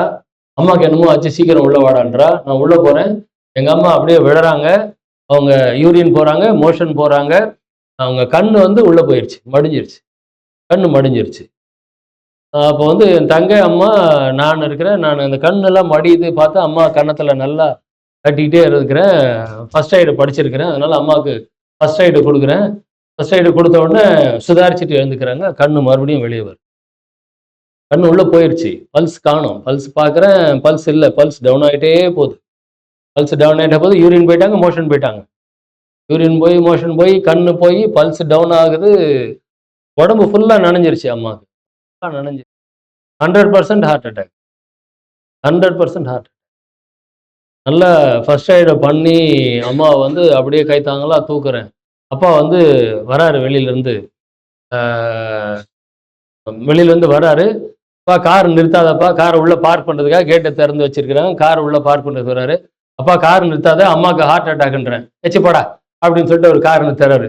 இப்படியே திருநேன். யோ, உன் மொட்டாடி செத்து போயிட்டு இருக்கிறாயா, காரை வெளியே விடியா அப்படின்னு கத்துறேன். நான் கத்துனேன். யோ, உன் மொட்டாடி செத்து போயிட்டு இருக்கிறா, காரை வெளியே விடியா. ஏன்னா என் கார் உள்ள நிற்குது, என் காரை எடுக்கணும். அவரும் காரை கொண்டாந்து பார்க் பண்ணுறதுக்கு வராரு. வெளியே விடியா அப்படின்னு அப்படி சத்தம் போட்டோன்னு அவர் வந்து உண்மைதான் சொல்கிறேன் போல இருக்கு அப்படின்னு. அப்புறமா அம்மா தூக்கி போட்டுட்டு ராமச்சந்திராவுக்கு கிளம்புறோம். நான் அப்பா வந்து நீ கூட்டிகிட்டு போ ஹாஸ்பிட்டலுக்கு. ராமச்சந்திரில் ஒரு ஃப்ரெண்ட் இருக்கிற, ஹாஸ்பிட்டலுக்கு கூட்டிகிட்டு போ, நான் வந்து பின்னாடி வரேன் அப்படின்னு சொல்லிட்டு என் தங்கையை வந்து சாப்பிட்றீன்ற. சாப்பிடு, அம்மாவுக்கு என்ன நடக்க போதோ தெரியல. நாம் நல்லா இருந்தால் தான் அம்மாவை அங்கே போய் பார்த்துக்க முடியும். அப்பா கார் ஓட்டிட்டு போகிறதுக்குள்ளார நம்ம கிளம்பிடலாம். என்ன இருக்குது வீட்டில் சாப்பிடணும், இட்லி இருக்குண்ணா எடுத்து சாப்பிடு. நான் 2 இட்லி, அவர் 2 இட்லி சாப்பிட்டுட்டு நானும் என் தங்கையும் கிளம்புறோம். அப்பா அம்மாவை கூட்டிகிட்டு போய்கிட்டே இருக்கிறார். நாங்கள் கிளம்பி நான் வேகமாக போயிட்டு அப்பாவை அங்கே கார் பார்க் பண்ணோன்னே அம்மாவை கூட்டிகிட்டு உள்ளே போகிறேன். ஹாஸ்பிட்டலில் வந்து ஐசியூவில் கொண்டு போய் அம்மாவை இறக்கி வைக்கிறோம். அம்மா கண்ணை திறந்து பார்த்துட்டு என்ன ஆச்சு அப்படின்னு கேட்குறேன். ஏன் என்ன இப்போ இங்கே ஹாஸ்பிட்டலுக்கு கூப்பிட்டு வந்திருக்கீங்க? அது வரைக்கும் கான்ஷியஸ் இல்லை அவங்களுக்கு. ஹாஸ்பிட்டல் போனால் ஏன் என்ன இங்கே என்னது கூப்பிட்டு வந்திருக்கீங்க, என்ன ஆச்சு எனக்கு, ஏன் எல்லாம் சுற்றி நிற்கிறீங்க அப்படிங்கிறாங்க. இந்த மாதிரி ஹாஸ்பிட்டலில் எல்லாத்தையும் டாக்டர் சொன்னோன்னா அவர் எல்லாத்தையும் எடுத்து செக் பண்ணிவிட்டு ஒன்றும் இல்லை நீங்கள் டிஸ்சார்ஜ் பண்ணி கூப்பிட்டு போங்க. இவ்வளோ சிம்டம்ஸும் என்ன, இவ்வளோ சிம்டம்ஸும் சொல்கிறோம். எல்லாம் டாக்டர்லாம் பார்க்குறாரு, இல்லை ஹார்ட் நல்லா தான் இருக்குது, ஒன்றும் ப்ராப்ளம் இல்லை, ஹார்ட் அட்டாக் வந்தால் மாதிரி சிம்டம் இல்லை. ஆனால் இது அத்தனையும் ஹார்ட் அட்டாக்கோட சிம்டம். பதட்டப்படாமல் அவங்களுக்கு என்ன ஃபர்ஸ்ட் எய்ட் பண்ணணுமோ அந்த ஃபர்ஸ்ட் எய்டை பண்ணணும். காலை உள்ளங்காலை போட்டு தேயும் தேய்க்கணும். அடின்னு கன்னத்தில் நல்லா அவங்க அந்த கான்ஷியஸ் இல்லாத ஸ்டேஜுக்கு போயிடக்கூடாதுன்னு கன்னத்தில் அடித்து அவங்கள கான்ஷியஸுக்கு கொண்டு வந்து அதுக்கப்புறமா அவங்க அப்பா கூட போகும்போது அப்படியே போகிறாங்களாம். என்ன என்ன என்னன்னு அப்பா வந்து கன்னத்தில் தட்டிகிட்டே போப்பா அப்படின்னு கன்னத்தில் தட்டிக்கிட்டே போகிறாங்க. அந்த மாதிரி அந்த ஃபுல் கான்ஷியஸ் அவங்களுக்கு வரல. ஆனால் கான்ஷியஸ் போயிடக்கூடாது. கான்ஷியஸ் போயிடுச்சுன்னா கோமாவுக்கு போயிடுவாங்க. அந்த மாதிரி ஒரு சூழ்நிலை. அப்போ பதட்டப்படக்கூடாது. என்ன பண்ணணும்? நாங்கள் 2 பேரும் சாப்பிட்டு வரோம். அம்மாட்ட வந்து நாங்கள் 2 பேரும் சாப்பிட்டுட்டு வந்தோமா அப்படின்னா, பாவி நான் சாக கிடக்கிறேன், நீ சாப்பிட்டுட்டு வரியா அப்படின்றாங்க. ஆமா, நீ பாட்டுக்கு செத்து போயிடுவோம், யார் உன்னை பார்த்துக்கிறது, அப்புறம் காரியெல்லாம் பார்க்க வேணாமா, எங்களுக்கு அதெல்லாம் வந்து எனர்ஜி வேணாமா அப்படின்னு. அப்போ நாம நல்லா இருக்கணும். அப்போ அவங்கள ஹாஸ்பிட்டல் கூப்பிட்டு போகும்போது நான் சாப்பிட்டுட்டு கிளம்புறேன். நான் டிஃபன் ஏதாவது இருந்தால் எடுத்து போடு, சாப்பிடலாம், போகலாம். எமர்ஜென்சினா என்ன பண்ணுறது? அப்போ அந்த மாதிரி சீரியஸான கண்டிஷன்ல நம்ம பதட்டப்படாமல் இருந்தால் தான் அவங்கள காப்பாற்ற முடியும், இல்லாட்டி காப்பாற்ற முடியும். அவ்வளோதான். நம்மளும் என்ன வைத்தியம் பண்ணணும்னு தெரியாது நம்மளுக்கு. மைண்ட் ஆஃப் ஆயிரும். என்ன வைத்தியம், நமக்கு ஏதாவது ஆச்சுன்னா என்ன வைத்தியம் ஞாபகத்துக்கு வராது. இப்போ அதே சூழ்நிலை நமக்கு வரும்போது இதை பண்ணணும் அதை பண்ணணுன்றது நம்மளுக்கு ஞாபகத்துக்கே வராது. என்னோட சின்ன பையன் வந்து 9வது படிக்கும்போது அவனுக்கு ஃபிட்ஸ் வந்துச்சு. நிறைய ஃபீவர்லாம் கூட, அவ்வளோ ஃபீவர்லாம் இல்லை விட, திடீர்னு அவனுக்கு ஃபிட்ஸ் வருது. என்ன பண்ணணும்னு தெரியல. எல்லாரும் அப்படியே பதட்டப்பட்டுட்டாங்க. ஏன்னா எங்கள் வீட்டில் அந்த மாதிரி ஃபிட்ஸ் வந்து பார்த்ததே கிடையாது. என் சின்ன பையனுக்கு ஃபிட்ஸ் இழுக்கிறான். நான் ஒன்றும் பண்ணாதீங்க, அவனை தூக்கிட்டு போய் பால்கனியில் வச்சான். அவனை அப்படியே தூக்கிட்டு போனால் இன்னொருத்தர் பிடிச்சாங்க. நல்லா குண்டாக இருப்பான். அப்போ சின்ன போதுலலாம் பொதான் இருப்பான். அவனை தூக்கிட்டு போய் பால்கனியில் வச்சோம். எதுவுமே கொடுக்காதீங்க அவனுங்க, அப்படியே அமைதியாக விடுங்க. வாயில் மட்டும் கையை வச்சுட்டேன். நாக்கை கடிச்சிக்க கூடாதுங்கிறதுனால வாயில் மட்டும் விரலை விட்டுக்கிட்டேன். கையை கடிக்கிறான். வாயில மட்டும் விரல வச்சேன். ஒரு 1 1/2 நிமிஷம் ஆயிருக்கும். எந்திரிச்சுட்டான். அவ்வளோதான். அவங்களுக்கு அதுதான் கொடுக்கணும். வேற எதுவுமே பண்ணக்கூடாது. பால்கனியில் காத்தோட்டமா இருக்கணுங்கிறதுக்காக பால்கனியில் கொண்டு போய் வச்சேன். ரூம்குள்ளாரெல்லாம் வைக்கக்கூடாது. ஃப்ரெஷ் ஏர் வேணும்.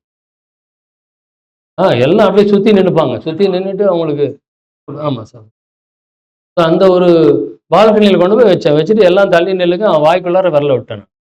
வாயில அந்த பல்லு கீழ விரல விட்டுட்டேன். 4 விரலையும் விட்டுட்டேன். அவ்வளோதான். அதெல்லாம் எதுவுமே கொடுக்கல. நாக்க கடிச்சிக்க கூடாது. நாக்க கடிச்சிக்காம பார்த்துக்கோங்க அப்படிம்பான். அவன் உதறான் கை காதல். அதுக்கப்புறமா அவனை ஹாஸ்பிட்டலுக்கு கூட்டு போனேன். என்ன பிரச்சனை? ஏன் ஃபிட்ஸ் வந்ததுன்னு மெடிக்கல்ல கண்டுபிடிக்க மாட்டேன். பட் அதுக்கப்புறமா அவனுக்கு எதுவும் வந்ததில்ல. ஒரே ஒரு தடவை.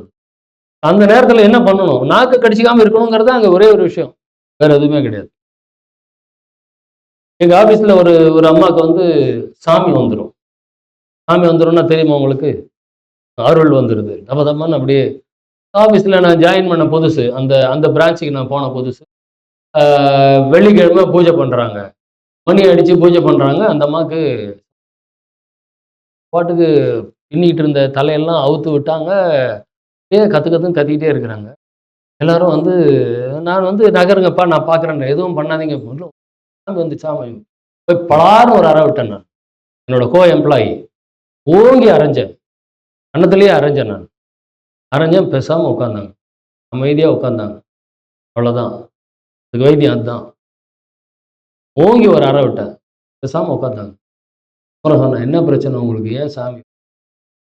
இல்ல அந்த மாதிரி மணி சத்தம்லாம் கேட்டதுன்னா ஒவ்வொரு வாரமும் அவங்கள தான் நான் மணி அடிக்கவே வச்சேன். ஒவ்வொரு வெள்ளிக்கிழமையும் மணி அடிக்கிற வேலையை அவங்களுக்கே தான் கொடுத்தேன். உங்களுக்கு வந்து நர்வஸ் வீக்னஸ் உங்களுக்கு. நர்வஸ் சரியா கிடையாது. அதுதான் இந்த பிரச்சனை. சாமி வர்றதுக்கு காரணம் நர்வஸ் வீக்னஸ்.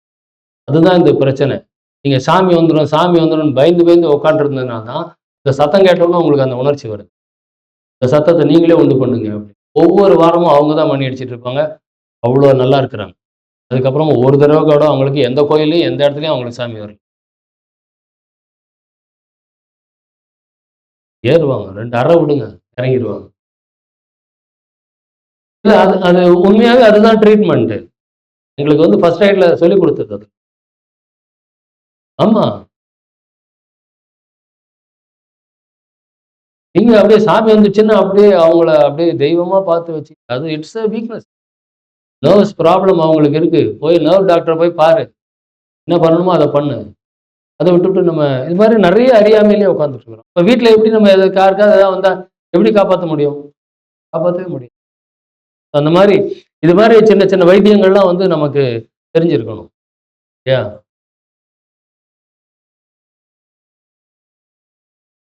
வயிற்று புண் அல்சர்ன்னு சொல்லுவாங்க. வாயில அல்சர் வந்திருக்குதுன்னா அது வாயில ப்ராப்ளம் இல்லை. வயிற்றுல இருக்கிற ப்ராப்ளம் தான் வாயில காமிக்கும். இல்லையா? அப்ப வயிற்றுல புண்ணு வந்துருச்சுன்னா அதுக்கு அல்சருக்கு என்னத்தை கொடுக்கறது? தயிர் சாதத்தை சுக்கு பொடியோட கலந்து கொடுக்கணும். மருந்து மருத்துவம் வேற, சாப்பாடு வேற.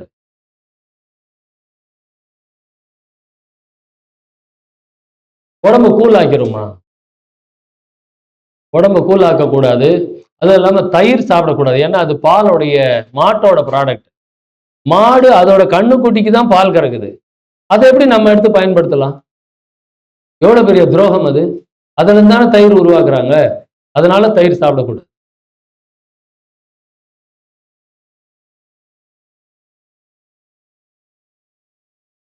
பொருந்தும் தான். நான் இது ஒரு எமர்ஜென்சிக்கு உங்களுக்கு சொல்லிக் கொடுக்குறேன்.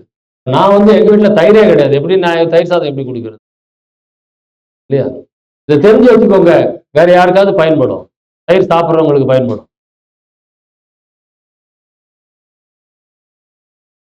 அதாவது அதுதான் தயிர்ன்றது மாடோட ப்ராடக்ட். அது அதோட கண்ணுக்குட்டிக்கு தான் அது வருது. அதை வந்து நம்ம எடுத்து பயன்படுத்துறது மிகவும் தவறு. உங்களுக்கு குழந்தை இருக்குதுங்களா? இருக்காங்க தானே? உங்களுக்கு குழந்தை பிறந்தோன்னா பால் கறந்து நீங்க குழந்தைக்கு கொடுப்பீங்களா? வேற யாருக்காவது கேட்டா கொடுப்பீங்களா? குழந்தைக்கு தானே கொடுப்பீங்க. அப்ப மாடு அதோட கண்ணுக்குட்டிக்கு தானே பால் கறக்குது. அதை எப்படி நம்ம எடுத்து குடிக்கிறோம்? காலங்காலமா பண்ணா அது சரியாயிடுமா என்ன? காலங்காலமா இருந்தாலும் தப்பு தப்பு தான்.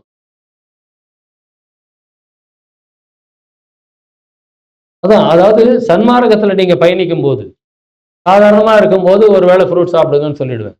சன்மார்க்கத்துல உடம்பு ஆரோக்கியமா இருக்கணும் அப்படின்னா உஷ்ணம் இருக்கணும் உடம்புல. ஃப்ரூட்ஸ் வந்து உஷ்ணத்தை கம்மி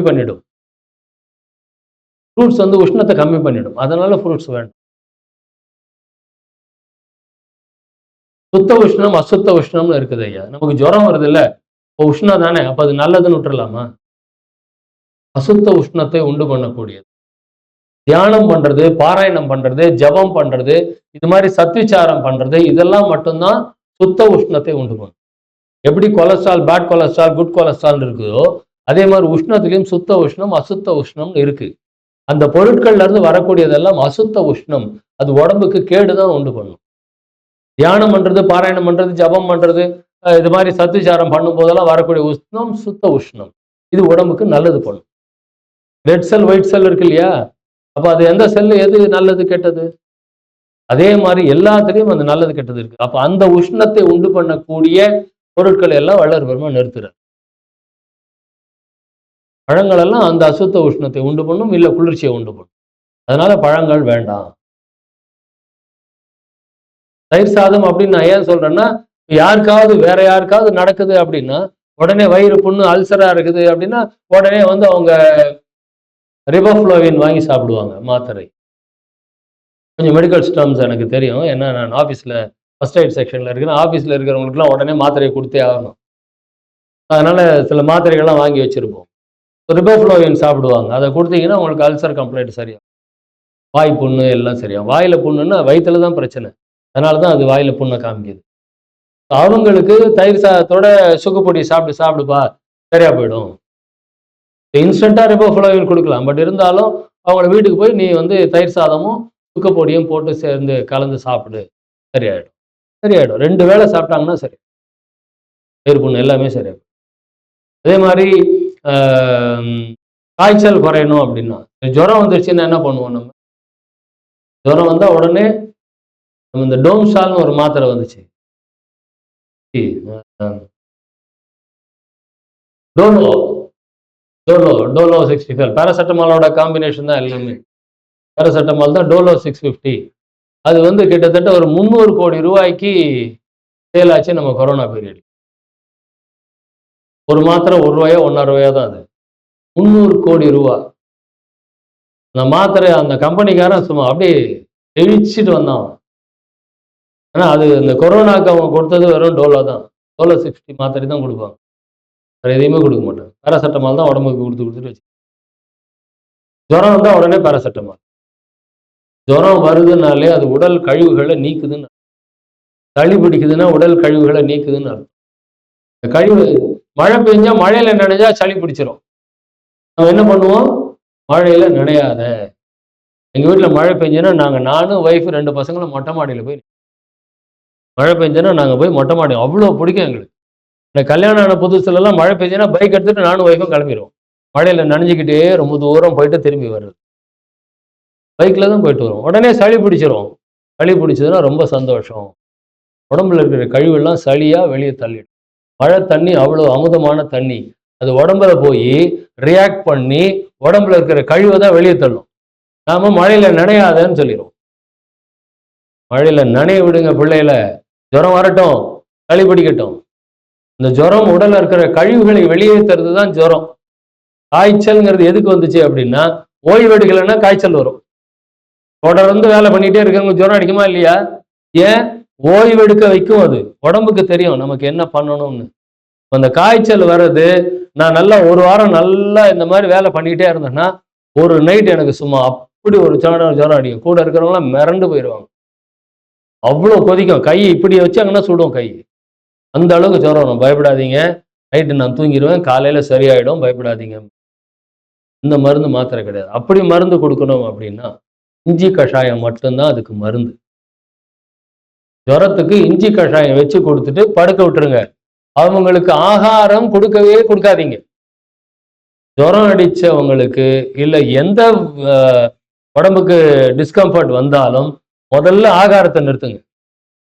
லங்கடம் கிடையாது. லங்கடம் கர்ம ஔஷதம். லங்கடம்னா என்ன? பட்னி.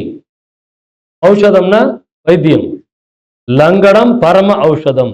மேலான வைத்தியம் எதுன்னா பட்டினி தான். பட்டினி தான் மேலான வைத்தியம்.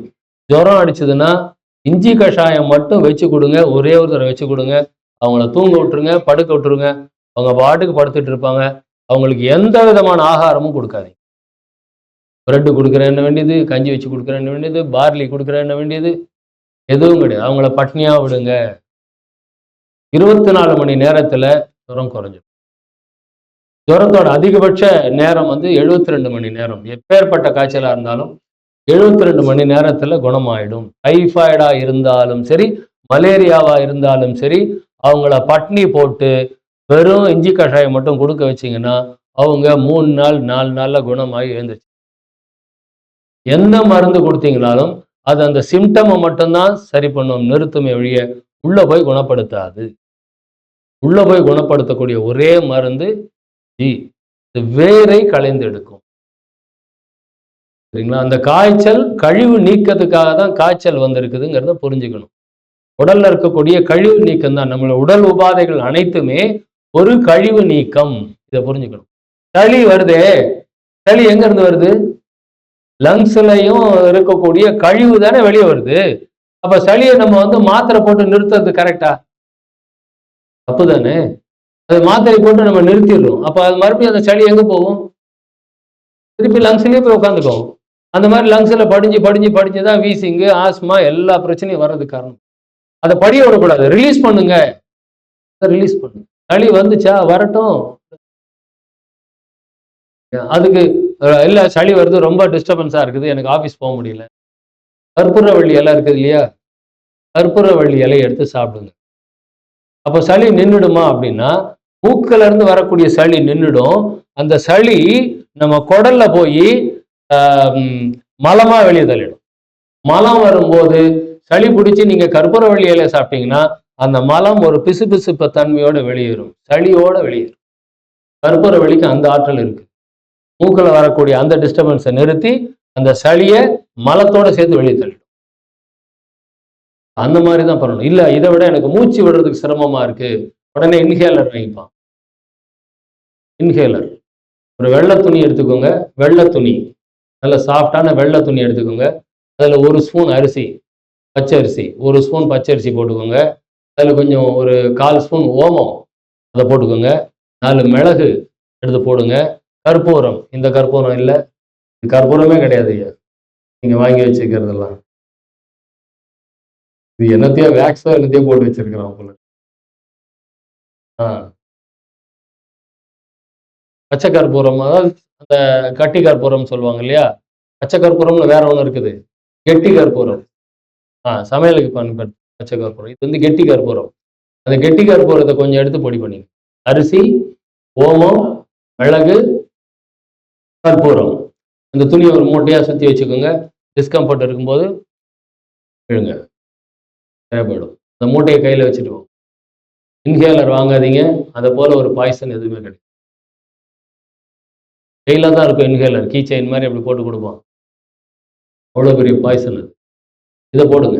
இது போட்டீங்கன்னா சரியாயிடும். மிளகு, அரிசி, ஜீரகம் கூட கலந்துக்கலாம். ஓமம், கற்பூரம், ஜீரகம் கூட கலந்துக்கலாம். கலந்துக்கிட்டு மூட்டையாக கட்டி வச்சு, ஒன்றும் அரைக்கலாம் ஒன்றும் வேணாம், முழுசாக போடுங்க. கற்பூரம் மொத்தம் கையில் ஃபுல் பண்ணிக்கோங்க. அப்படியே போட்டு மூட்டை கட்டி நல்லா டைட்டாக மூட்டை கட்டிடுங்க. அதை இன்ஹேல் பண்ணுங்க. சளி வருது, ஜுரம் வருது அப்படின்னா அந்த மாத்திரை போடுறது, இன்ஜெக்ஷன் போட்டுக்கிறது நிறுத்துங்க. இது ஒரு கழிவு நீக்கம். எல்லாமே கழிவு நீக்கம்.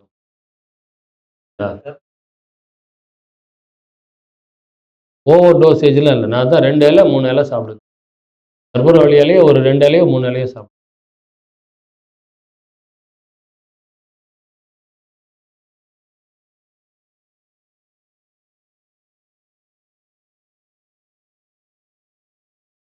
கற்பூரவள்ளி குழந்தைங்களுக்கு கொடுக்கும்போது இலையே கொடுக்கக்கூடாது. ஒரு ஒரு ஒரு தட்டு கொஞ்சம் சூடு பண்ணிக்கோங்க. இல்லை ஒரு கரண்டியை சூடு பண்ணிட்டு அந்த கரண்டியில் அந்த கற்பூரவள்ளி இலையை வைங்க.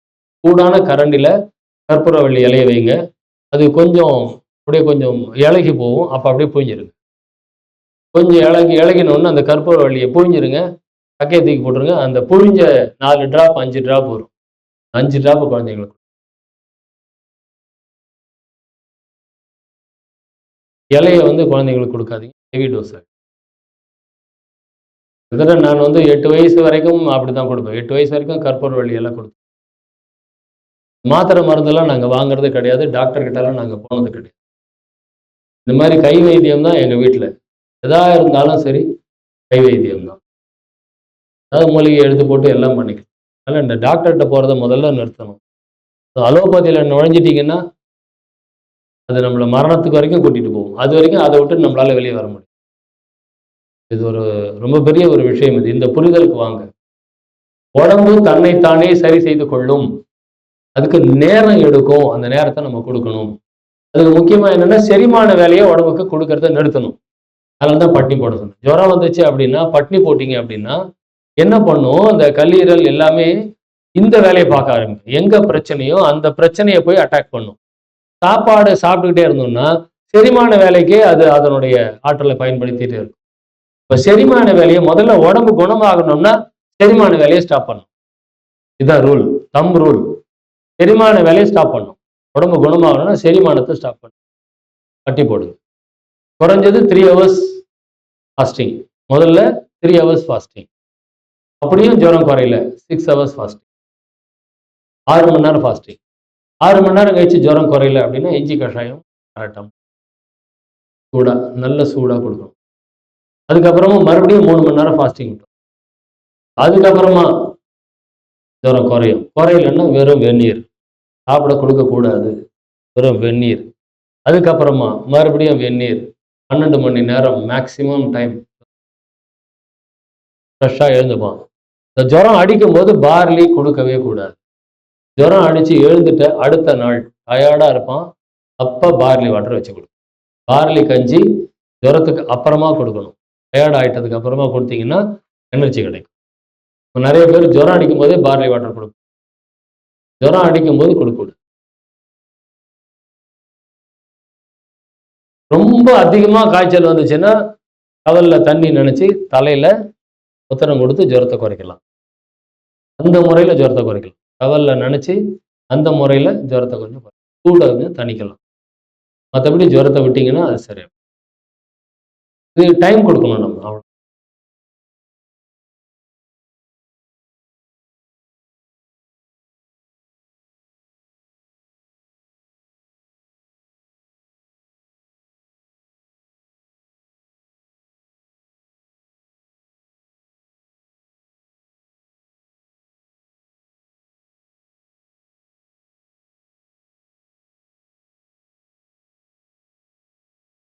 சுக்கு, மிளகு, ஜீரகம்.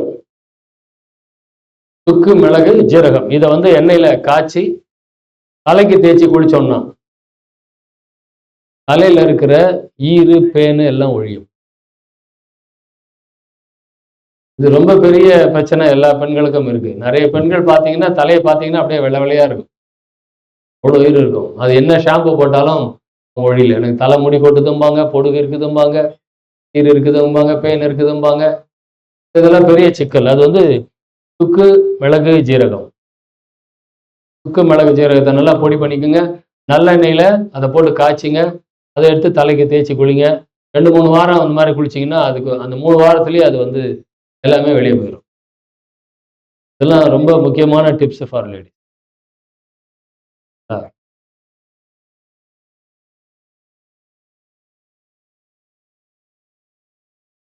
மசக்கையா இருக்கிறவங்க ஏலக்காயும் சுக்கையும் சாப்பிட்டாங்க அப்படின்னா சுகப்பிரசவம். ஏலக்காய்க்கும் சுக்குக்கும் அவ்வளோ மகிமை இருக்குது. அவ்வளோதான். கஷாயம் பண்ணி குடிக்கும்.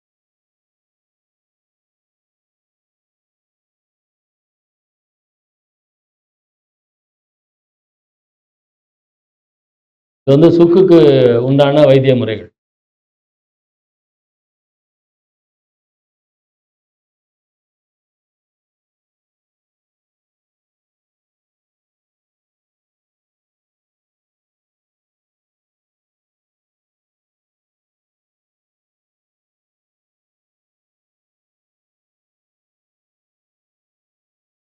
குழந்தைங்க பசியே எடுக்கல அப்படின்னு சொல்லி சாப்பிடாமே இருப்பாங்க.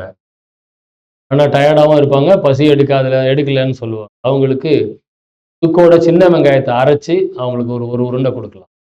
ஒரு 2 சின்ன வெங்காயம், ஒரு இவ்வளோ தூரத்துக்கு ஒரு சுக்கு சின்னதா சுக்கு எடுத்து நல்லா அரைச்சி கொடுத்தீங்க அப்படின்னா பசி குழந்தைங்க பசி இல்லாம இருந்ததுன்னா.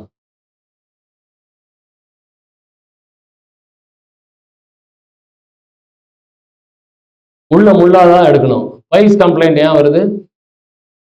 ஹீட்னால வருது இல்லையா? அந்த பைல்ஸ் கம்ப்ளைண்ட்டுக்கு சுக்கும் கொத்தமல்லி அரைச்சி கஷாயமா செஞ்சு குடிச்சிக்கிட்டே வந்தீங்கன்னா பைல்ஸ் கம்ப்ளைண்ட்.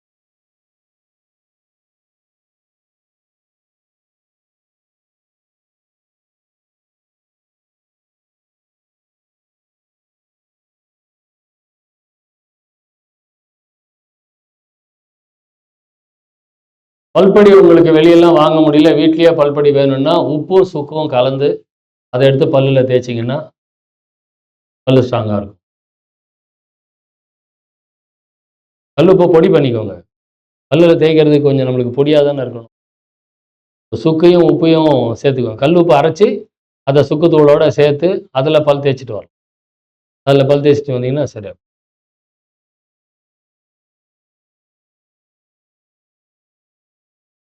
கொஞ்சம் தான் எடுக்கணும். ரெண்டும் சுக்கு கொஞ்சம் அதிகமாக இருக்கலாம், உப்பு கம்மியாக இருக்கும். நம்மளுக்கு தொண்டையில் ப்ராப்ளம் கூட உப்பு தண்ணி காகல் பண்ண சொல்லுவாங்க இல்லையா? அந்த உப்பு உள்ளே போச்சுன்னா ரொம்ப நல்லா வேணும்னா அதில் கொஞ்சம் மஞ்சத்தூள் சேர்த்துக்கலாம்.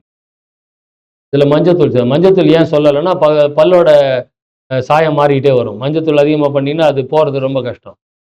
மஞ்சத்தூள் அதனால் சுக்கும் உப்பும் மட்டும் போட்டு பல் தேய்ச்சிங்கன்னா பல்லு நல்லா இருக்கும். ஓகே.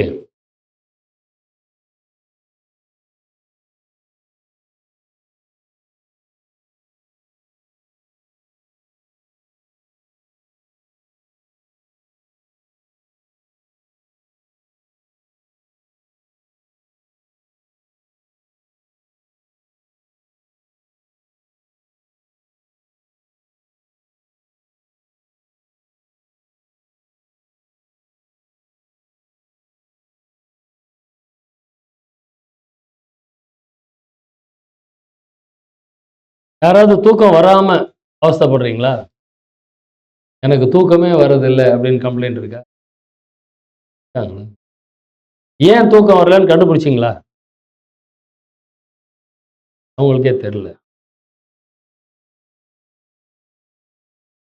தூக்கம் ஏன் வராம இருக்கும்? ரொம்ப சிந்தனை பண்ணா தூக்கம் வராதா?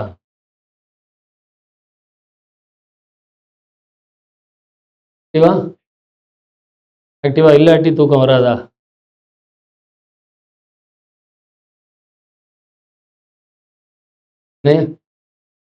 கொரட்டையா? அப்படின்னா? ஓ!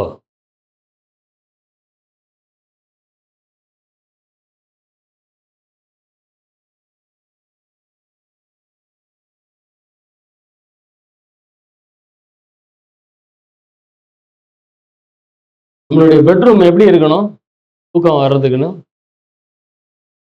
தூக்கம் வரலன்னா முதல் காரணம் உங்க பெட்ரூமை செக் பண்ணுங்க.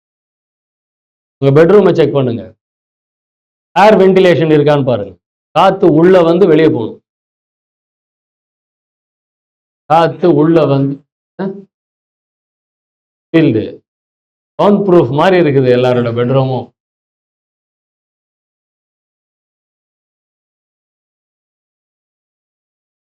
இல்ல ஏசி போடுறத நான் அப்புறமா பேசுறேன். இப்போ ஒரு 2 ஜன்னல் வைக்கிறீங்க, பெட்ரூம்ல ஜன்னல் வைக்கிறீங்கன்னா எப்படி வைக்கணும்? இந்த ஜன்னலை காத்து உள்ள வெளியே போகணும். எப்படி வெளியே போகும்? காத்து இப்படி இப்படி வெளியே போகுமா? ரைட்டா இருக்கணும். இந்த காலத்துலலாம் எங்க வீட்டுல வாசல் கிழக்கு பக்க வாசல்னா நேரா மேற்கு பின்னாடி கிணத்தடி வரைக்கும் தெரியும். நீட்டா தெரியும். சரிங்களா? இப்பெல்லாம் ஃபிளாட்ல அந்த ஆப்ஷனே இல்லை. அவ்வளவுதான். ஃபிளாட்ல ஆப்ஷனே இல்லை. காத்து உள்ள வெளியே போகணும். அந்த மாதிரி சிஸ்டம் இருந்ததுன்னா தூக்கம் வராம இருக்கிறதுக்கு வாய்ப்பே கிடையாது. நம்பர் 1. தூக்கம் வரல அப்படின்னா உங்களுடைய பெட்ரூமோட பொசிஷன் சரிங்க. அடுத்தது எந்த பக்கம் தலை வச்சு படுக்கிறீங்க? எந்த பக்கம் தலை வச்சு படுக்கிறீங்க? எந்த பக்கம் வைக்கக்கூடாது? வடக்கு. வடக்கு பக்கம் மட்டும்தான் தலை வச்சு படுக்கக்கூடாது. நார்த்து. வடக்குன்னா நார்த். நார்த்தில் நம்ம தலை இருக்கக்கூடாது. ஏன் இருக்கக்கூடாது?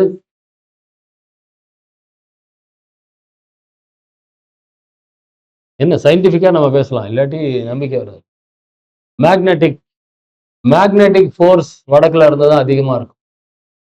அப்போ நம்ம தலை மேக்னெட்டிக் ஃபோர்ஸ் வடக்கில் பக்கம் இருந்துச்சுன்னா இந்த மேக்னெட்டிக் ஃபோர்ஸ் தலையை டிஸ்டர்ப் பண்ணிகிட்டே இருக்கும். அதனால ஆயில் ரொம்ப கம்மி. நம்மளை ஆயில் எல்லாம் சக் பண்ணி எடுத்துரும். அதனால அந்த மேக்னெட்டிக் அட்டாக் பண்ணுற அந்த வடக்கு பக்கம் தலை வைக்கக்கூடாது. பெஸ்ட் போஸ்டர் எது? படுக்கிறதுக்கு பெஸ்ட் திசை எது?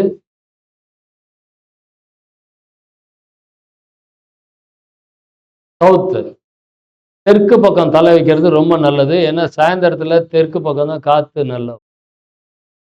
சாயந்தரம் ஆச்சுன்னா காற்று தெற்கு பக்கத்தில் தான். இப்போ நம்ம தெற்கு பக்கம் தலை வைக்கிறது ரொம்ப நல்லது. அதுக்கு அடுத்தது வெஸ்ட்டு, அதுக்கு அடுத்தது தான் ஈஸ்ட். வெஸ்ட்டில் தலை வச்சு படுத்தீங்க அப்படின்னா சூரிய வெளிச்சம் வரும்போது கண்ணில் அடிக்கும், டக்குன்னு.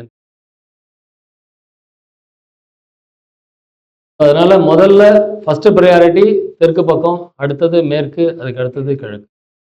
நார்த்து கூடவே கூட. இதை அடுத்தது செக் பண்ணணும். அடுத்தது உங்களுடைய படுக்கை. என்ன படுக்கை? நம்ம யூஸ் பண்ற படுக்கையெல்லாம் காயர் பெட் இல்லை ஃபோம் பெட். அறையிலேயோ பாயிலேயோ படுக்கிற பழக்கம் நம்மளுக்கு மறந்து போச்சு இல்லையா? நீங்க எங்க ஊருக்கு நயம்பாடிக்கு வந்தீங்கன்னா யாருக்கும் பெட்டு கொடுக்க மாட்டேன். பாய் மட்டும் ஒரு 25 பாய் வாங்கி வச்சிருக்கேன். ஒரு 25 பாய் 25 பெட்ஷீட் இருக்குது. பாயில தான் படுக்கணும் கிடையாது. ஏன்னா எங்களுக்கு முதல்ல இந்த வசதிகள் கிடையாது. அதில் ஒரு பெரிய மண்டபம் இருக்கும், அவ்வளோதான். அப்புறம் சமையலுக்கு ஒரு அறை கட்டி வச்சிருக்கேன். பாய் மட்டும் ஒரு 25 பாய் 25 பெட்ஷீட் வாங்கி வச்சு 25 பேர் வந்தால் கொடுப்போம். அதுக்கு மேலே வந்தீங்கன்னா அவங்க தான் எடுத்துகிட்டு வரணும். அப்படி தான் எங்களுடைய. பாயில தான் படுக்கணும். பாயில தான் படுக்கணும். அதாவது குஷன் எதுவும் இருக்கக்கூடாது நம்ம படுக்கையில். குஷனே இருக்கக்கூடாது. அப்படி சொன்னால் முதல்ல தூக்கம் வராது. அதுக்கப்புறமா அடிச்சு போட்ட மாதிரி தூங்கும். உடல் வலி அதிகமாக இருக்கும்பொழுது, குறிப்பாக உடம்பு வலி அதிகமாக இருக்கும்போது பெட்டை ரிமூவ் பண்ணிட்டு படுத்துவோங்க. உடம்பு வலி எல்லாம் போயிடும். ஏன்னா எந்த அளவுக்கு இந்த பூமி நம்மளுடைய ஆற்றலை உறிஞ்சிக்குதோ அந்த அளவுக்கு நமக்கு ஆற்றலை கொடுக்கவும் செய்யும். இது பாசிட்டிவாகவும் ஒர்க் பண்ணும், நெகட்டிவாகவும் ஒர்க் பண்ணும். கரிசலாங்கண்ணி அதை மாதிரி தான். கரிசலாங்கண்ணி சூடாகவும் பயன்படும், உடம்பை குளிர்ச்சி ஆக்கிறதுக்கும் பயன்படும். கரிசலாங்கண்ணி மல்டிபர்பஸ். கரிசலாங்கண்ணி உடம்பு சூடாயிருச்சுன்னா அதுக்கும் அதை கொடுக்கலாம், குளிர்ச்சி ஆயிடுச்சுன்னா அதுக்கும் வைத்தியமாக பயன்படுத்தலாம். இந்த மாதிரி பூமி நம்ம உடம்பு எவ்வளவு வசதியாக இருந்தாலும் பூமியில் அப்படி படுத்து தூங்குனீங்க அப்படின்னா உடம்பு வசதி எல்லாமே போயிடும். அந்த அளவுக்கு பூமி நமக்கு அந்த ஆற்றலை கொடுக்கும். பெட்ரூம் அடுத்தது ஏர் கண்டிஷன். எப்படி ஏசியை பயன்படுத்துவீங்க? ஏசியை பயன்படுத்துறது, ஏசி பயன்படுத்தக்கூடாது. நான் ஏசியில் வீட்டில் படுக்கவே மாட்டேன். என் பெட்ரூம், எல்லார் பெட்ரூம்லேயும் ஏசி இருக்கும். ஆனால் என் பெட்ரூம் ஏசி வேற யாராவது படுத்தா மட்டும்தான் யூஸ் ஆகும். நான் ஏசி போட்டு படுத்தேன். ஏசியை எப்படி பயன்படுத்தணும்? எவ்வளோ? ஒரு வாளியில் தண்ணியா? புரியல எனக்கு. எதுக்கு வாளியில் தண்ணி வைக்கணுமா? மாய்ஸ்ட் ஆக்கிறதுக்கு? அதெல்லாம் வேண்டாம். ஏசி என்ன டெம்பரேச்சரில் வச்சு யூஸ் பண்ணுவீங்க? 24 or 25 இஸ் பெஸ்ட். என் பையன் போட்டான்னா 18 தான் வைப்பான். 18 தான் வைப்பான். அவன் கார்லேயே அவன் 18 தான் வைப்பான். என்னடா இப்படி வைக்கிற? என்னப்பா ஹீட்டர் போட்டு வச்சிருக்கேன். அவன் என் காரில் ஏறினான்னா நான் 24 வச்சிருப்பேன் கார்லேயும். என்னப்பா ஹீட்டர் போட்டு வச்சிருக்கிறேன் அப்படிமா. 24 வச்சுட்டு அவனுக்கு ஹீட்டர் போட்டு வச்சிருக்கிறான். உடனே 18க்கு இறக்கிடுவான். 18ல் வைப்பான். அதுக்கப்புறமா அவன் ஒரு கோர்ஸ் ஒன்று படித்தான். அப்போ இந்த எலக்ட்ரானிக் எக்யூப்மெண்ட்ஸ்னால என்னென்ன பிரச்சனை வரும் அப்படின்னு ஒரு கோர்ஸ் படித்தான். படிச்சுட்டு அப்பா 26 வைப்பான்னா. என்னடா சொல்கிறேன் அப்படின்னு. சரி 24 வச்சுக்கோ, ஃபேனை மெதுவா சுத்த விடணும். ஏசியை மட்டும் யூஸ் பண்றது மிகப்பெரிய தவறு. ஏசியை 24ல வைங்க, ஃபேனை லேசா 1 or 2 அதுல ஃபேனை சுத்த விடுங்க. இதுதான் ஏசியை பயன்படுத்தக்கூடிய ஒரு விதம்.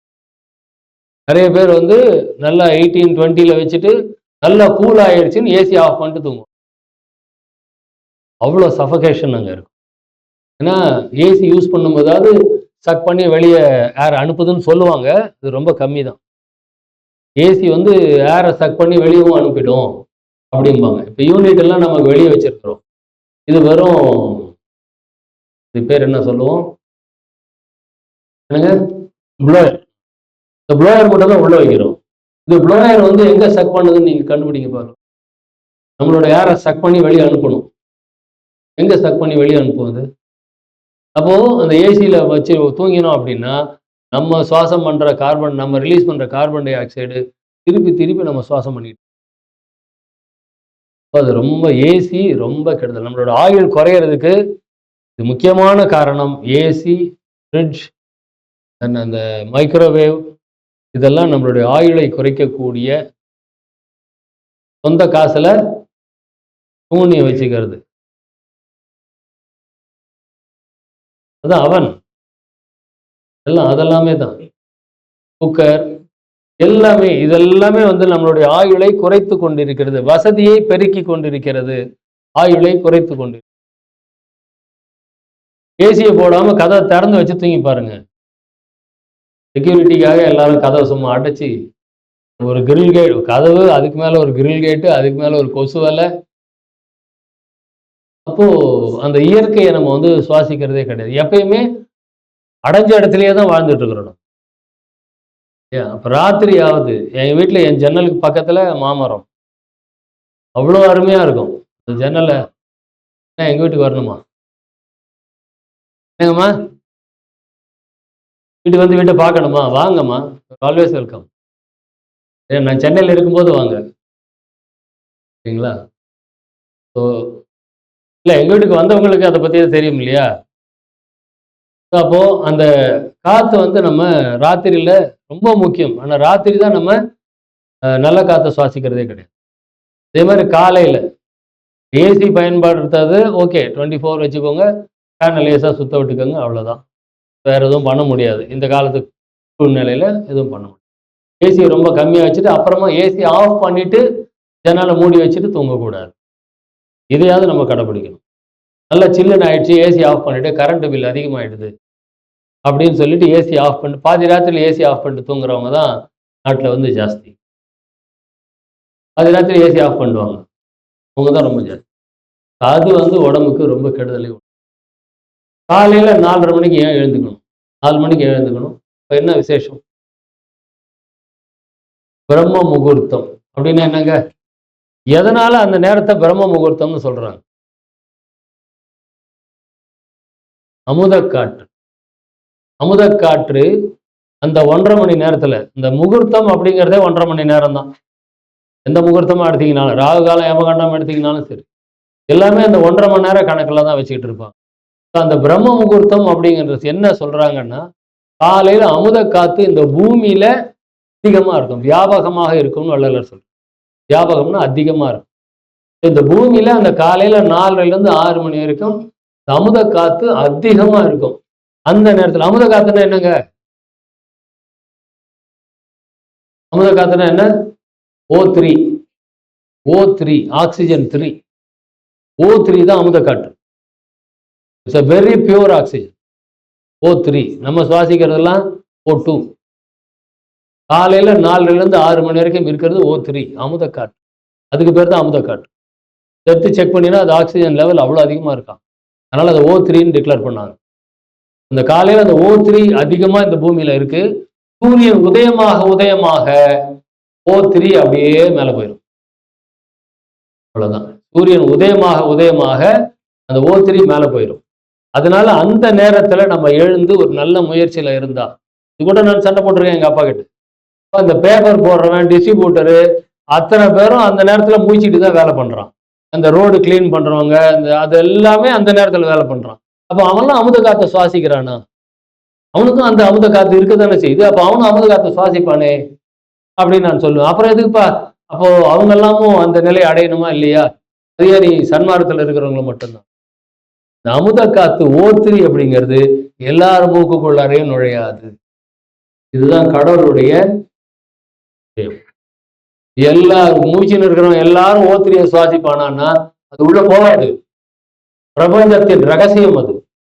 பிரபஞ்ச ரகசியம் அது. யாரு நல்ல முயற்சியில இருக்காங்களோ, திருடுறவனோட டைமிங் என்ன தெரியுமா? 4 to 6 தான் திருடுறவனோட டைமிங். ஏன்னா அந்த நேரம் தான் மாயை அதிகமா வேலை செய்யும்.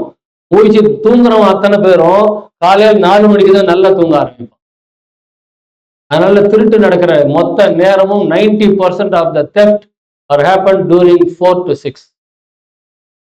ஏன்னா அந்த நேரம் மாயை அதிகமா வேலை செய்யும். ஏன்னா O3 இருக்குதே, இந்த மனுஷன் O3 சுவாசிக்க கூடாதேங்கிறதுக்காக மாயை அந்த நேரத்தை சூஸ் பண்ண. அந்த நேரத்துல தான் அடிச்சு போட்ட மாதிரி தூக்கம் வரும். நல்ல தூக்கம் அந்த நேரம் தான். மாயையுடைய வேலை, அது பிரபஞ்ச ரகசியங்கள் இதெல்லாம். மாயை அந்த நேரத்துல தான் அதிகமா வேலை செய்ய நம்மளை எழுதுக்கு ஒரு 5 நிமிஷம் அப்படின்னு தூங்குவோம். ஒரு 5 minutes. ஆனா நிச்சயமா அது 1 மணி நேரத்துக்கு தாண்டி இருக்கும். எழுந்த போது நம்ம 1 மணி நேரம் தூங்கின ஃபீலிங்கே இருக்காது. அச்சா 5 நிமிஷம் தான் தூங்கின மாதிரி இருக்கு, அதுக்குள்ள 1 மணி நேரம் ஆயிடுச்சா? மாயை காரியப்படக்கூடிய நேரம் அந்த 4:30. அதுதான் உத்தமமான நேரம்.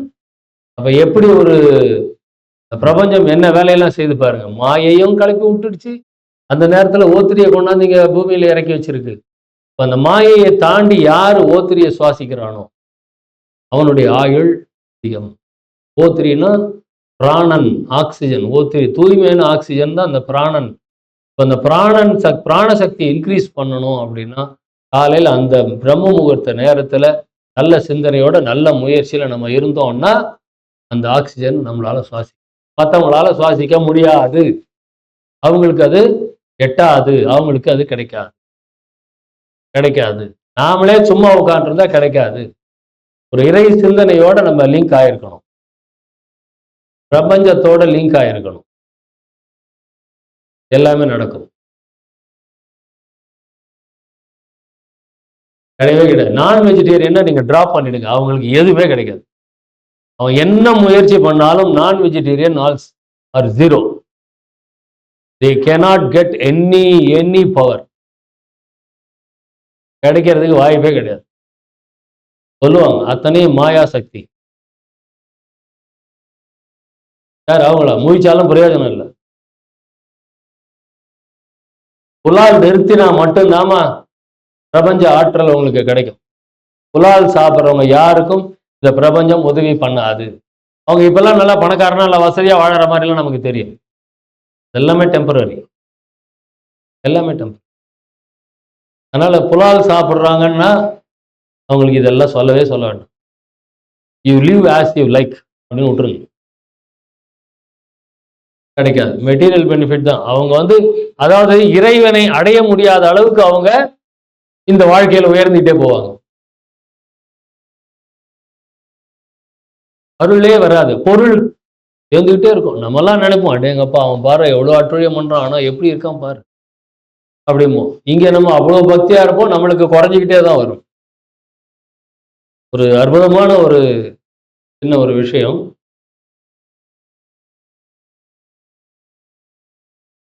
சிவபெருமானும் பார்வதியும் பேசிக்கிறாங்க. கீழே இருக்கிறவனுக்கு நம்மளோட பக்தர்களுக்கெல்லாம் நம்ம வரம் கொடுக்கணும். ஒரு 2 பக்தர்களை சூஸ் பண்றாங்க. ஒருத்தன் விவசாயம் பண்றவன், ஒருத்தன் அரசன். அரசன் கிட்ட போறாங்க, இந்த மாதிரி வந்திருக்கிறோம், உனக்கு என்ன வேணும், என்ன வேணாலும் கொடுக்குறோம் அப்படி. இவங்க போய் நிக்கிறாங்க, தண்ணி கேட்கிறாங்க. அவன் தண்ணி கொண்டாந்து கொடுக்குறான். ஆக தண்ணி கேட்டோம், தண்ணி கொடுத்துட்டேன், ரொம்ப சந்தோஷம், கேட்டதை கொடுத்துட்டு அவனுக்கு வரமா அள்ளி வீசுறாங்க.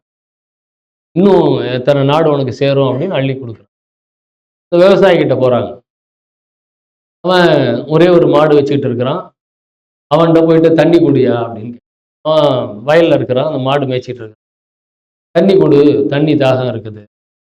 இவன் தண்ணி இல்லை என்கிட்ட, ஆனால் பால் கறந்து கொடுக்குறேன், அதை குடிங்க. அப்படின்னு பால் கறந்து கொடுக்குறான். சிவபெருமான் அந்த பால் சொம்ப தூக்கி வீசி அடிச்சுட்டு, தண்ணி கேட்டா பால் குடிக்கிறியா? உனக்கு அவ்வளோ திமிரா? தண்ணி கேட்டா கொடுக்க முடியாதா? மாடு இருக்கிறதுனால உனக்கு இவ்வளோ திமிரு. அந்த மாடு சாகட்டும்னு சாபம் கொடுத்துட்டார். மாடு செத்து. சிவனும் பார்வதியும் சாபம் கொடுத்துட்டாரு. இவர் மேலே போயிட்டார். பார்வதி கேட்குறாங்க, என்ன நியாயமா இருக்குதா நீங்க? அவன் தண்ணி கொடுத்தான், தண்ணி கொடுத்தவனுக்கு அவ்வளோ பொண்ணும் பொருளும் இன்னும் இடமும் எல்லாத்தையும் கொடுத்தீங்க. இவன் தண்ணிக்கு பதில் பாலே கறந்து கொடுத்துருக்குறான். அவனுக்கு அந்த ஒரே ஒரு மாடு தான் அவனுக்கு இருந்தது. அதையும் கொலை பண்ணிட்டு வந்து நிற்கிறீங்களே, நீங்க என்னத்தை நீங்க ஐந்தொழில் பண்றீங்க அப்படின்னு பார்வதிக்கு ரொம்ப கோவம். கேட்குறான். சிவபெருமான் சொல்றான், இந்த ராஜா இருக்கிறனே அவன் ஒரு கேடு கெட்டவன். அவன் என்னை அடையவே கூடாது. அவனுக்கு இன்னும் செல்வத்தை கொடுத்துக்கிட்டே இருந்தான்னா அவனுக்கு என் சிந்தனையே வராது. அவன் பாட்டுக்கு அதுலயே ஓண்டு கிடப்பான். இவன் என்னை அடையணும்னு பாடுபடுறான். அவனுக்கு அந்த மாடு தான் தடையா இருக்கு. அந்த மாடு அவனுக்கு தடையா இருக்குது. அந்த மாடை மேய்க்கணும், மாட்டை பார்த்துக்கணும் அப்படின்னு அவன் வந்து அருளியல்ல முழுசா வராம அந்த மாட்டு பின்னாடியே போய்கிட்டு இருக்கிறான். இப்ப அந்த மாடை போட்டு தள்ளிட்டேன். அவன் முழுசா அருளியல இருந்து நம்மளை சீக்கிரம் வந்து அடைஞ்சிருவான். அருளியலை நோக்கி நீங்க பயணம் பண்றீங்கன்னா என்ன அர்த்தம் தெரியுமா? உங்களுக்கு பிரச்சனைகள் வரணும். பிரச்சனைகள் வருதுன்னா சந்தோஷப்படுங்க. ஆஹா, கடவுள் நம்மளை வந்து திரும்பி பார்த்துருக்கிறார் ஐயா அப்படின்னு சந்தோஷப்படுங்க. இல்ல, நான் 10 ரூபா போட்டேன், எனக்கு வந்து 1000 ரூபா கிடைக்குது பிசினஸ்ல அப்படின்னா கொஞ்சம் ஜாக்கிரதையா இருங்க. இல்ல, இது வந்து விளையாட்டுக்காக இல்லை. This is very serious, very serious. ஏன்னா அருளியலுக்கு பொருள் தேவையில்லை. இந்த பொருள் இருக்க இருக்க நம்ம அருளியலுக்குள்ள வரமாட்டோம். அருளியலுக்குள்ள வரமாட்டோம். அதனால அந்த பொருளை குறைக்கிற வழியை ஆண்டவன் செய்வார். அது அருளியல்ல ரொம்ப அதிகமா மூழ்கி வரக்கூடியவங்க. இனிஷியலாக நம்ம பிள்ளை இருக்கிறாரு, இப்போதான் 10th முடிக்கிறியா, இப்போதான் முடிக்க போறாருன்னு வச்சுக்கோங்களேன். ஏதோ ஒன்று முடிக்கிறாரு. ஏன்னா அங்கே இருக்கிற சிலபஸும் இங்கே இருக்கிற சிலபஸும் வேற மாதிரி இருக்குது. சரிங்களா? இப்போ படிக்கிறாரு, இவர் அடுத்தது வேலைக்கு போகணும், சம்பாதிக்கணும், கல்யாணம் பண்ணணும் அப்படின்னு அடுத்தடுத்து இவரோட சிந்தனை அதுதான் இருக்கும். நான் வந்து வள்ளலாரை பார்க்கணும், வள்ளலார் மாதிரி ஆகணும், அந்த மாதிரி சிந்தனை கம்மி ஆகிடும். இப்போ வேணா இருக்கும், அடுத்த ஸ்டேஜுக்கு போகும்போது கம்மி ஆகும். இப்போ சொல்லலாம், நான் கல்யாணம் எல்லாம் பண்ணிக்க மாட்டேன், நான் வந்து சன்மார்க்கத்திலே தான் இருக்க போறேன், அடுத்த வள்ளலார் நான் தான் அப்படின்னு இப்போ சொல்லலாம். அதான் சொல்லிட்டு இருக்காரு. அதான் இப்போ சொல்லலாம். நீங்க டேட் நோட் பண்ணிக்கோங்க. இன்னும் ஒரு 5-6 வருஷம், எவ்வளோ டிகிரி, எவ்வளோ வருஷம் இப்போ இது அடுத்தது? இல்லை, நீ சொல்லு. நீ விட்டுருங்க சாமின்னு அப்புறம் எங்களை சொல்லுவேன். இப்போ விட்டுருங்க சாமின்னு சொல்லுவேன், அப்புறம் வேற மாதிரி விட்டுருங்க சாமி தான் வரும். 5 வருஷம் கழிச்சு ஒரு டிகிரி முடிச்சோடனே வேலைக்கு கண்டிப்பா போறாரு இல்லையா? இல்ல, வள்ளலார் ஆகணும்னா நீ இப்பயே படிப்பு நிறுத்தணும். இப்பயே படிப்பு நிறுத்தணும் இல்லையா? வள்ளலார் ஆகிறதுக்கு எதுக்கு படிக்கணும்? அவசியம் இல்லை இல்லையா? அவசியமா இல்லையா? சாப்பாடு நான் போறேங்க, அதை இங்க போடுவாங்க. சரிங்களா? சாப்பாடு இங்க போட போறாங்க, தங்கறதுக்கு வசதி செஞ்சு கொடுக்குறாங்க, துணிமணி வேணும்னு நான் வாங்கி கொடுக்குறேன். அவரை படிப்பு நிறுத்திட்டு இங்கே உட்கார சொல்லுங்க. சேலஞ்ச். அவர் ஓகேனாலும் அவரை விட மாட்டாங்க இல்லையா? படிச்சுதான் ஆகணும். ஆகுமா இல்லையா? அப்போ நம்மளுடைய பயணம் எப்படி இருக்கு? நான் இது எங்களுடைய மன்றத்தில் ஒருத்தர்கிட்ட நான் சொன்னேன். அவர் வந்து என் 2 பொண்ணுக்கு கல்யாணம் பண்ணிட்டா நான் வந்து மொத்தமா சன்மார்க்கத்தில் வந்துருவேன்னாரு. ஒரு 2 பொண்ணுக்கு நான் கல்யாணம் பண்ணி வைக்கிறேன்.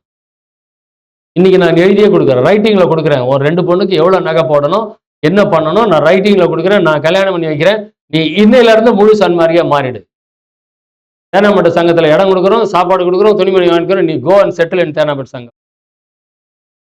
சிரிச்சுக்கிட்டே, அதான் சரியா வராதுங்க. அப்புறம் ஏன் சொல்ற? 2 பொண்ணு கல்யாணம் முடிச்சாச்சு, இப்ப பேர பிள்ளைங்களை பார்த்துட்டு உட்காந்துருக்கான், இன்னும் கூட சன்மார்க்கத்துக்கு வரல. வர முடியாது. இன்னும் உலகியல் நம்மளுக்கு அப்படி பிடிச்சிட்டு இருக்குது.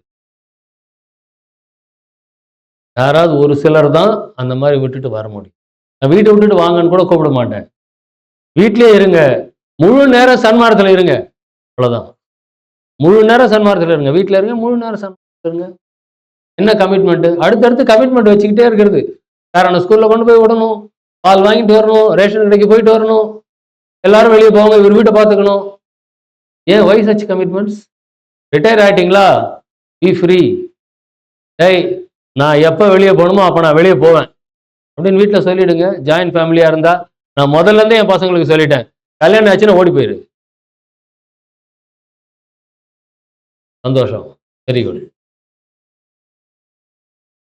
இல்ல இந்த கமிட்மெண்ட்டே கொஞ்சம் மாறணும். நீங்க சமைக்கிறது தான் உங்க கமிட்மெண்ட் நினைச்சிட்டு இருக்கீங்க. ரைட். நீங்க தியானம் பண்றது உங்க கமிட்மெண்டா மாறணும். அருட்பா பாராயணம் பண்றது உங்க கமிட்மெண்டா மாறணும். அதிசாரம் பண்றது உங்க கமிட்மெண்டா மாறணும். இல்ல அதிக நேரம் எதுக்குன்னு நீங்க யோசனை பண்ணி பாருங்க. அதிக நேரம் எதுக்கு ஒதுக்குறீங்க அப்படின்னு பாருங்க. சரியா? நம்ம டாபிக் டைவர்ட் ஆகுது. நம்ம வந்து எங்க இருந்து எங்க டைவர்ட் ஆகி போயிருக்கிறோம் இப்போ? இதுதான் மாயை. இது கூட மாயை தான். ஏசியில இருந்து மாயை எப்படி இழுத்துட்டு போயிருக்கு பாத்தீங்களா நம்மள? அவனோட படிப்புக்கு வந்தோம். ரைட்டு. அதான் அந்த மாயை அப்படிங்கிறது இப்ப கூட மாயை தான் நம்மளை எப்படி இழுத்துட்டு போயிடுச்சு. இந்த டாபிக்ல இருந்து எங்கேயோ கொண்டு போயிடுச்சு பாருங்க. அதுக்கு பேரு மாயை. மாயை பார்த்துக்கிட்டே இருக்குது நம்மளை டைவர்ட் பண்றது.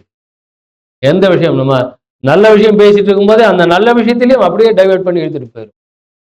சரிங்களா? அது மாதிரி அந்த ஏசி பயன்படுத்துறது எப்படி? அடுத்தது ஃப்ரிட்ஜ் பயன்படுத்துறது. ஃப்ரிட்ஜ் எதுக்கு பயன்படுத்தணும்? அதுக்கு மட்டும் பயன்படுத்துங்க.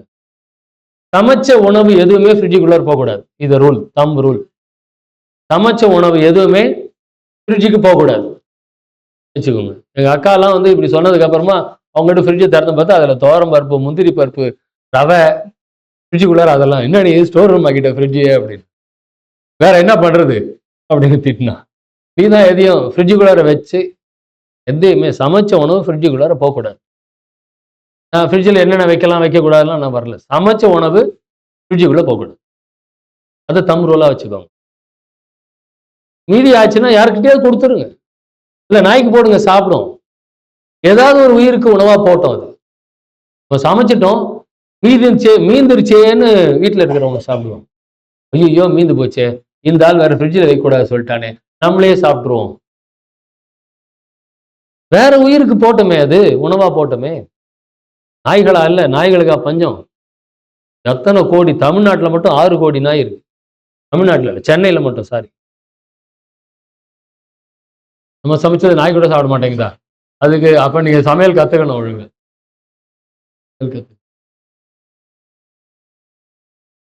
இல்லையா? அப்ப சென்னையில 6 கோடி நாய் சென்னையில மட்டும் இருக்குது. 6 கோடி எங்க போறது? மனுஷங்களுக்கு ஈக்குவலா இருக்குது மாதிரி அந்த அளவுக்கு இருக்குது. அப்போ நம்ம வேற ஒரு உயிருக்கு அதை உணவா கொடுத்துடலாம். அதை போய் ஃப்ரிட்ஜில் வச்சிருந்து மறுபடியும் அதுக்கு அடுத்த நாள் எடுத்து அதை சூடு பண்ணி சாப்பிட்றது. வெள்ளர் பெருமன் ஒரு கண்டிஷன் கொடுக்குறாரு, பழைய கறிகளை உண்ணாதிருத்தல் வேண்டும். காலையில சமைச்சதை ராத்திரி சாப்பிடக்கூடாது. காலையில சமைச்சது கூட ராத்திரி. எவ்வளவு நேரம்? ஆகாரத்தினுடைய லைஃப் டைம் எவ்வளவு தெரியுமா? சமைச்ச ஆகாரத்தோட லைஃப் டைம் 4 hours. நீங்க சமைச்ச 4 மணி நேரத்துக்குள்ளார அந்த ஆகாரத்தை சாப்பிடணும். அதுக்கப்புறமா சாப்பிட்டீங்கன்னா அது நல்ல ஆகாரம் கிடையாது. சமைச்ச ஆகாரத்தோட லைஃப் டைம் 4 hours தான். ஆபீஸுக்கு போறவங்க என்னையா பண்றது?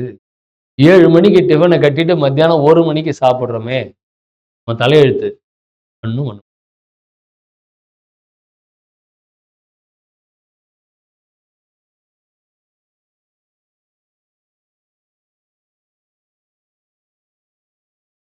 இல்ல. யூஎஸ் போனீங்கன்னா, யாராவது அமெரிக்கா போயிருக்கீங்களா?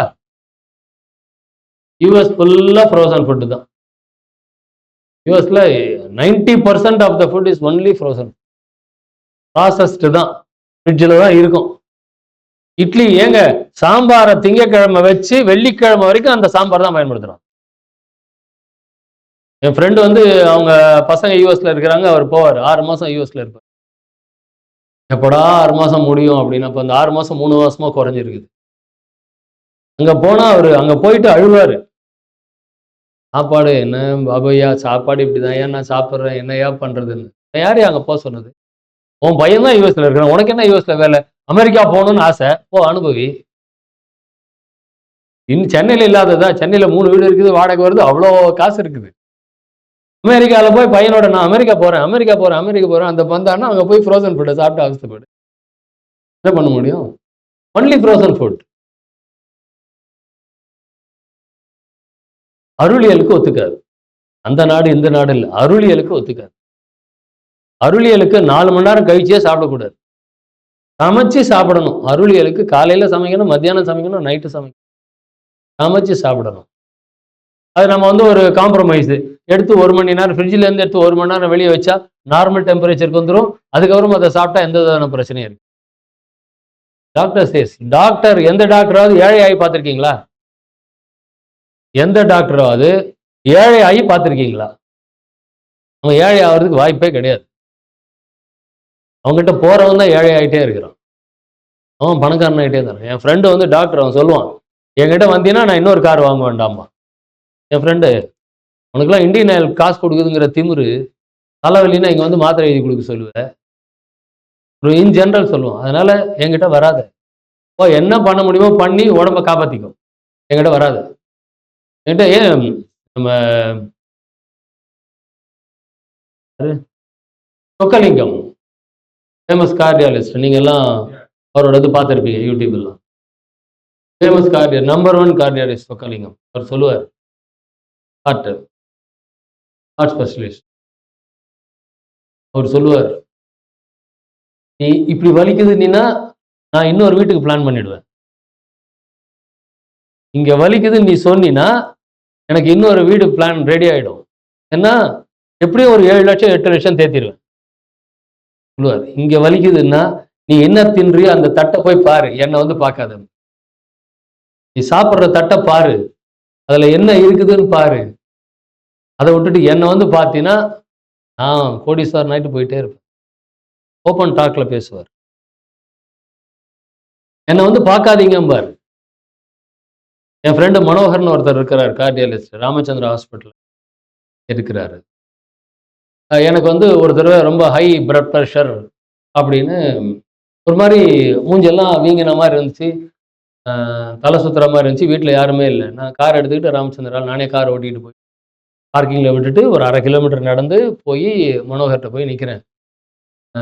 டாக்டர் கொஞ்சம் ஒரு மாதிரி தலை சுத்துற பிபி பார்க்குறாரு. 220/120, 220/128. அவர் யார் உங்க கூட வந்ததுன்னு கேட்டார். யாரும் வரல, நான் தான் கார் ஓட்டிட்டு வந்தேன். முதல்ல படு பாபுன்னார். படுத்தேன். இது வந்து ஹார்ட் அட்டாக் விட மோசமா இருக்குது, உனக்கு நீ பழப்பியான்னு தெரியாது, முதல்ல ஃபாத்திமா நம்பரை கொடுன்னு சொல்லிட்டு ஃபாத்திமாவுக்கு ஃபோன் பண்றாரு. ஹஸ்பண்ட் வந்து சீரியஸா வந்து இங்க இருக்கிறாரு, உடனே கிளம்பி வாமான்னு. நான் அந்த மாதிரி கார் ஓட்டிட்டு போனேன். நான் அவ்வளோ ப்ரெஷரா எனக்கு அது என்னன்னே தெரியல. அவர் வந்து என்ன வைத்தியம் பண்ணார் தெரியுமா? இந்த நைட்டு ஃபுல்லா என்ன அங்கேயே தூங்க வச்சுட்டு காலையில் எழுந்துச்சி வீட்டுக்கு போனேன். ஒரு மாத்திரை கூட எனக்கு ப்ரிஸ்கிரைப் பண்ணல. ஒரு மாத்திரை கூட ப்ரிஸ்கிரைப் பண்ணல. ஃபாத்திமா வந்தா, ஒய்ஃப் வந்தாங்க. இவரை வந்து ஒரு 2 நாளைக்கு வீட்டை விட்டு வெளியே அனுப்பாதீங்க, பூட்டி வைங்க, சரியா போயிடும். அந்த பிளட் ப்ரெஷருக்கு வைத்தியம் என்ன? ரெஸ்ட். அவ்வளோதான். மற்ற டாக்டர் என்ன பண்ணியிருப்பாங்க? வெரி ஹை பிபி, உடனே ஆஞ்சியோ பண்ணு, எல்லாம் பண்ணியிருப்பாங்க. எல்லாம் நடந்து முடிஞ்சிருக்கும். இதில் இன்னொரு பியூட்டி, எனக்கு வந்து ஒரு பெரிய பேக் ஹிஸ்ட்ரி இருக்கு. எனக்கு 24 வயசு இருக்கும்போது டேபிள் டென்னிஸ் விளையாடிட்டு இருக்கும்போது நான் மயக்கம் போட்டு விழுந்துட்டேன். டேபிள் டென்னிஸ் விளையாடி மயக்கம் போட்டு விழுந்துட்டேன். பக்கத்தில் ஒரு ஹாஸ்பிட்டலில், நுங்கம்பாக்கத்தில் ஒரு ஹாஸ்பிட்டலுக்கு உடனே தூக்கிட்டு போயிட்டாங்க. ஆஃபீஸில் விளையாடிட்டு இருந்தேன். ஆஃபீஸுக்கு தூக்கிட்டு போயிட்டாங்க. அவர் பார்த்துட்டு மைட்ரல் வால் ப்ரொலாப்ஸ் 2nd ஸ்டேஜில் இருக்குது அப்படின்னா டாக்டர் பேரை சொல்ல விரும்பல. அவர் இல்லை, இப்போ அவர் இறந்துட்டார். மைட்ரல் வால் ப்ரொலாப்ஸ் 2nd ஸ்டேஜில் இருக்குது. இது வந்து இம்ப்ரூவ் ஆகாமல் அப்படியே அரெஸ்ட் பண்ணி வைக்கணும். ஸோ இந்த ஸ்டேஜ் இப்படியே இருந்ததுன்னா இவர் வந்து 35 வயசுல இறந்து போயிடுவார். எனக்கு அந்த டாக்டர் டிக்ளேர் பண்ணது. 35 இயர்ஸில் வந்து பாபு வந்து. அதனால் கேர்ஃபுல்லாக நீங்கள் வாட்ச் பண்ணிகிட்டே வாங்க. மாத்திரை மருந்தெல்லாம் நான் ப்ரிஸ்கிரைப் பண்ணுறேன் அப்படிலாம் சொல்லிட்டு 1 வாரம் கழிச்சு வாங்க, மறுபடியும் எப்படி இருக்குன்னு பார்த்துட்டு ப்ரிஸ்கிரைப் பண்ணுறேன். மைட்ரல் வால் ப்ரொலாப்ஸ் கண்டிஷன் எனக்கு இன்னும் அந்த 2வது ஸ்டேஜ்லேயே தான் இருக்குது. அதுக்கு நான் எந்த மாத்திரையும் எடுக்கல, எந்த மருந்தும் எடுக்கல. அப்புறமா இன்னொரு ஃப்ரெண்டு அந்த மனோகர்கிட்ட சொன்னேன், அப்பா இது மாதிரிலாம் சொன்னாங்க. எனக்கு என் ஒய்ஃப் வந்து கூப்பிட்டு போய் காமிச்சாங்க மனோகர்கிட்ட. இது மாதிரிலாம் சொல்லியிருக்கேன். கல்யாணம் ஆகணும்னு அவளுக்கு பயம். என்னடா இந்த நம்ம வீட்டுக்கார் இது மாதிரி ஆகிப்போச்சு, இவர் பொட்டுன்னு போயிடுவாரா என்னன்னு. அதனால 2nd ஒப்பீனியன் வாங்கலாம் அப்படின்னு. அவர் மனோகரை என்னை பார்த்துட்டு, அதெல்லாம் ஒன்றும் இல்லை பாபு, நல்லா தான் இருக்கிறார், கூட்டிகிட்டு போவாங்க நீங்கள், அவருக்குலாம் ஒன்றும் ஆகுது, அவர் 85 வயசு தாண்டி போவார். அவர் எனக்கு 35 வயசு தான் கேரண்டி கொடுத்தார். 35 வயசுக்குள்ளார பாபு வந்து இறந்துருவார்.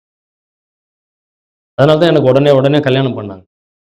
நான் இறந்துருவேன்னு சொன்னோடனே ஒய்ஃப் வந்து, அப்போ நம்ம சீக்கிரமாக கல்யாணம் பண்ணிக்கலாம், லவ் மேரேஜ் தான் எங்களுது, சீக்கிரமாக கல்யாணம் பண்ணிக்கலாம் பாபு, நீ இறந்தா கூட கல்யாணத்துக்கு அப்புறமா இறந்துக்கோ அப்படின்னு சீக்கிரமா கல்யாணம் பண்ணிக்கிட்டு எது லவ்வா இல்ல கல்யாணம் பண்ணதா இல்லையா? அதாவது நம்ம உடம்பு அதை தன்னைத்தானே பார்த்துக்கும். மாத்திரை மருந்து மனோகர் எல்லாருக்கும் வைத்தியம் பண்றாரு, மாத்திரை கொடுக்குறாரு, பைபாஸ் பண்றாரு, எல்லாம் பண்றாரு. ஆனா எனக்கு அவர் பண்ணதில்லை. அவர் கார்டியாலஜிஸ்ட், நாடி பிடிச்சு பார்ப்பார். ஏன்னா அவங்களோட பேரண்ட்ஸ் எல்லாம் வந்து சித்த வைத்தியர். இவரை வந்து மெடிக்கல் படிக்க வச்சுட்டாங்க. இவர் ஏன்டா இதை படிச்சோன்னு இருக்குது அப்படின்னு வருத்தப்பட்டு. ஆனா ராமச்சந்திரால அவர் நம்பர் 1 கார்டியாலஜிஸ்ட். அவ்வளோ சர்ஜரி பண்ணியிருப்பார். நான் போனோன்னு நாடி பிடிச்சி தான் பார்ப்பேன்.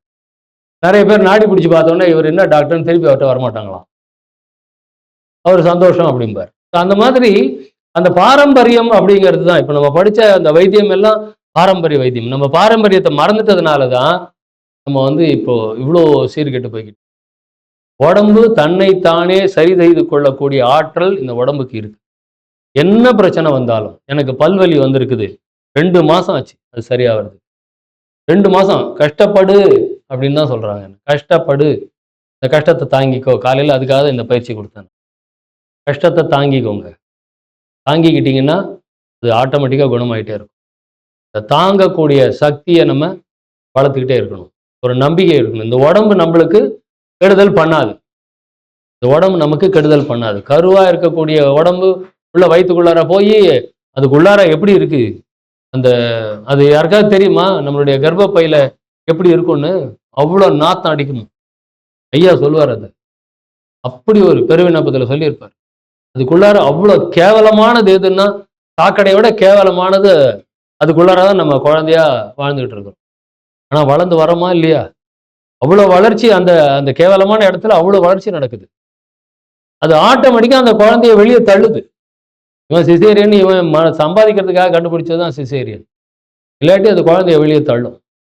ஆட்டோமேட்டிக்கா உடம்பு அந்த குழந்தைய வெளியே தள்ளும். ஆட்டோமேட்டிக்கா உடம்பு குழந்தைய வளர்க்குது. அந்த குழந்தை எப்ப வெளியே வரணும்னு அதுக்கு தெரியாதா? வெளியே வரும். அது ஆட்டோமேட்டிக்கா வெளியே தள்ளும். அதே மாதிரி நம்ம உடம்புக்கு என்ன வந்தாலும் அதை சரி செய்து கொள்ளுடைய ஆற்றல் இந்த உடம்புக்கு கொடுக்கப்பட்டிருக்கிறது. அதுக்கு நேரம் எடுக்கும். அவ்வளவுதான். நேரம் எடுக்கும். அந்த நேரத்தை கொடுத்தா போதும். நேரத்தை கொடுத்தா போதும். இந்த நேரத்தை கொடுக்கறதுக்கு நமக்கு நேரம் இல்லாததுனால நம்ம அலோபதியில போய் மாட்டிக்கிறோம். அவ்வளவுதான். மாத்திரை சாப்பிட்டா கோல்டு 1 வாரத்துல சரியாகும். மாத்திரை சாப்பிடலன்னா 7 நாள்ல சரியாகும்.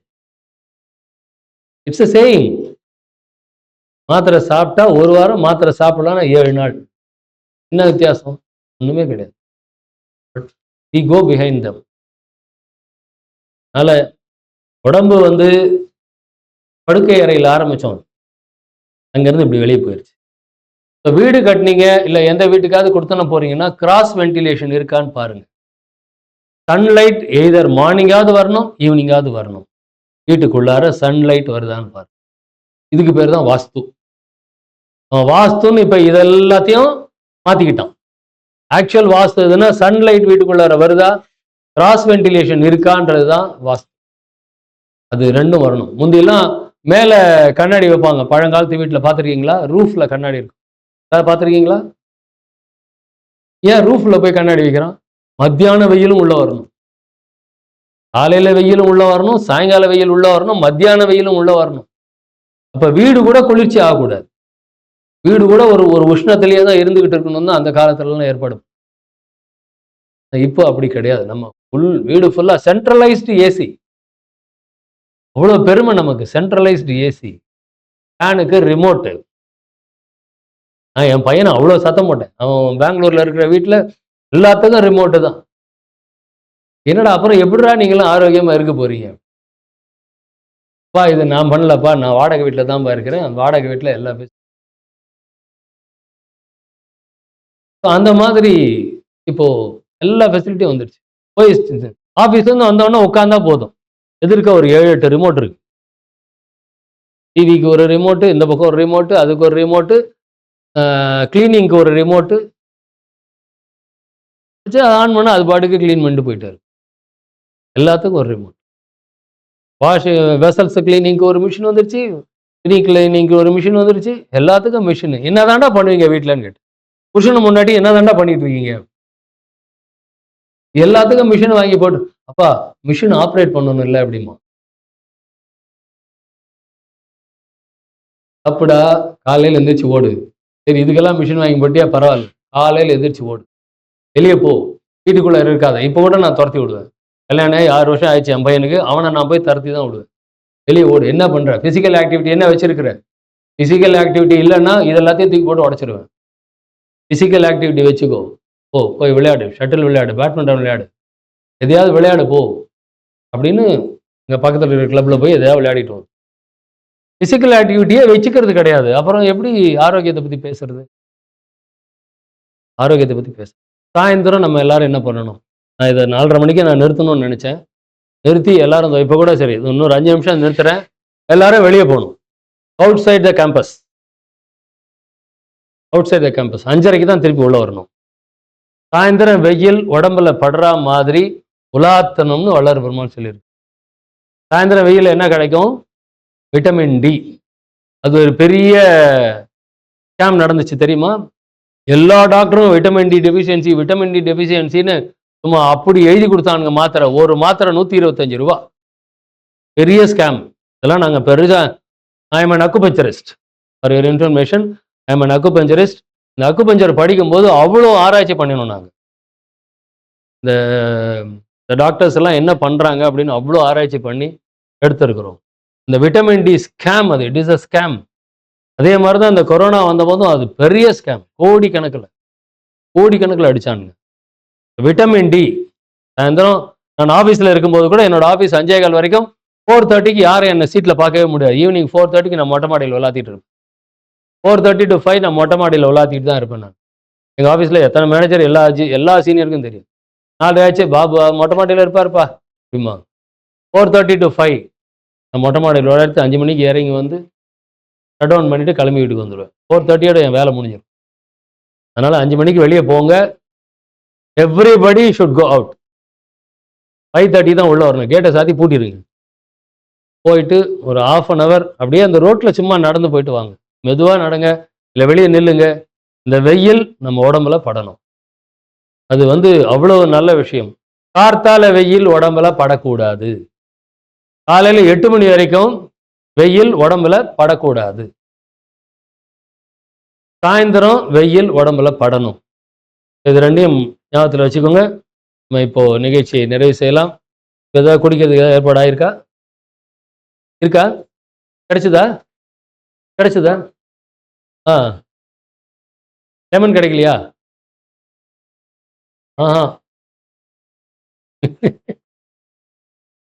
ஒரு 4-5 லெமன் கொடுங்க. ஒரு 4 or 5 4-5 லெமன்.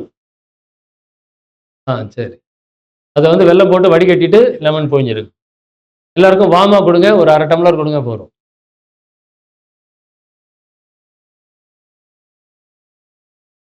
இல்லை காலையில் 8 மணி வரைக்கும் வெயில் படும். 8 மணிக்கு அப்புறமா okay, it's okay.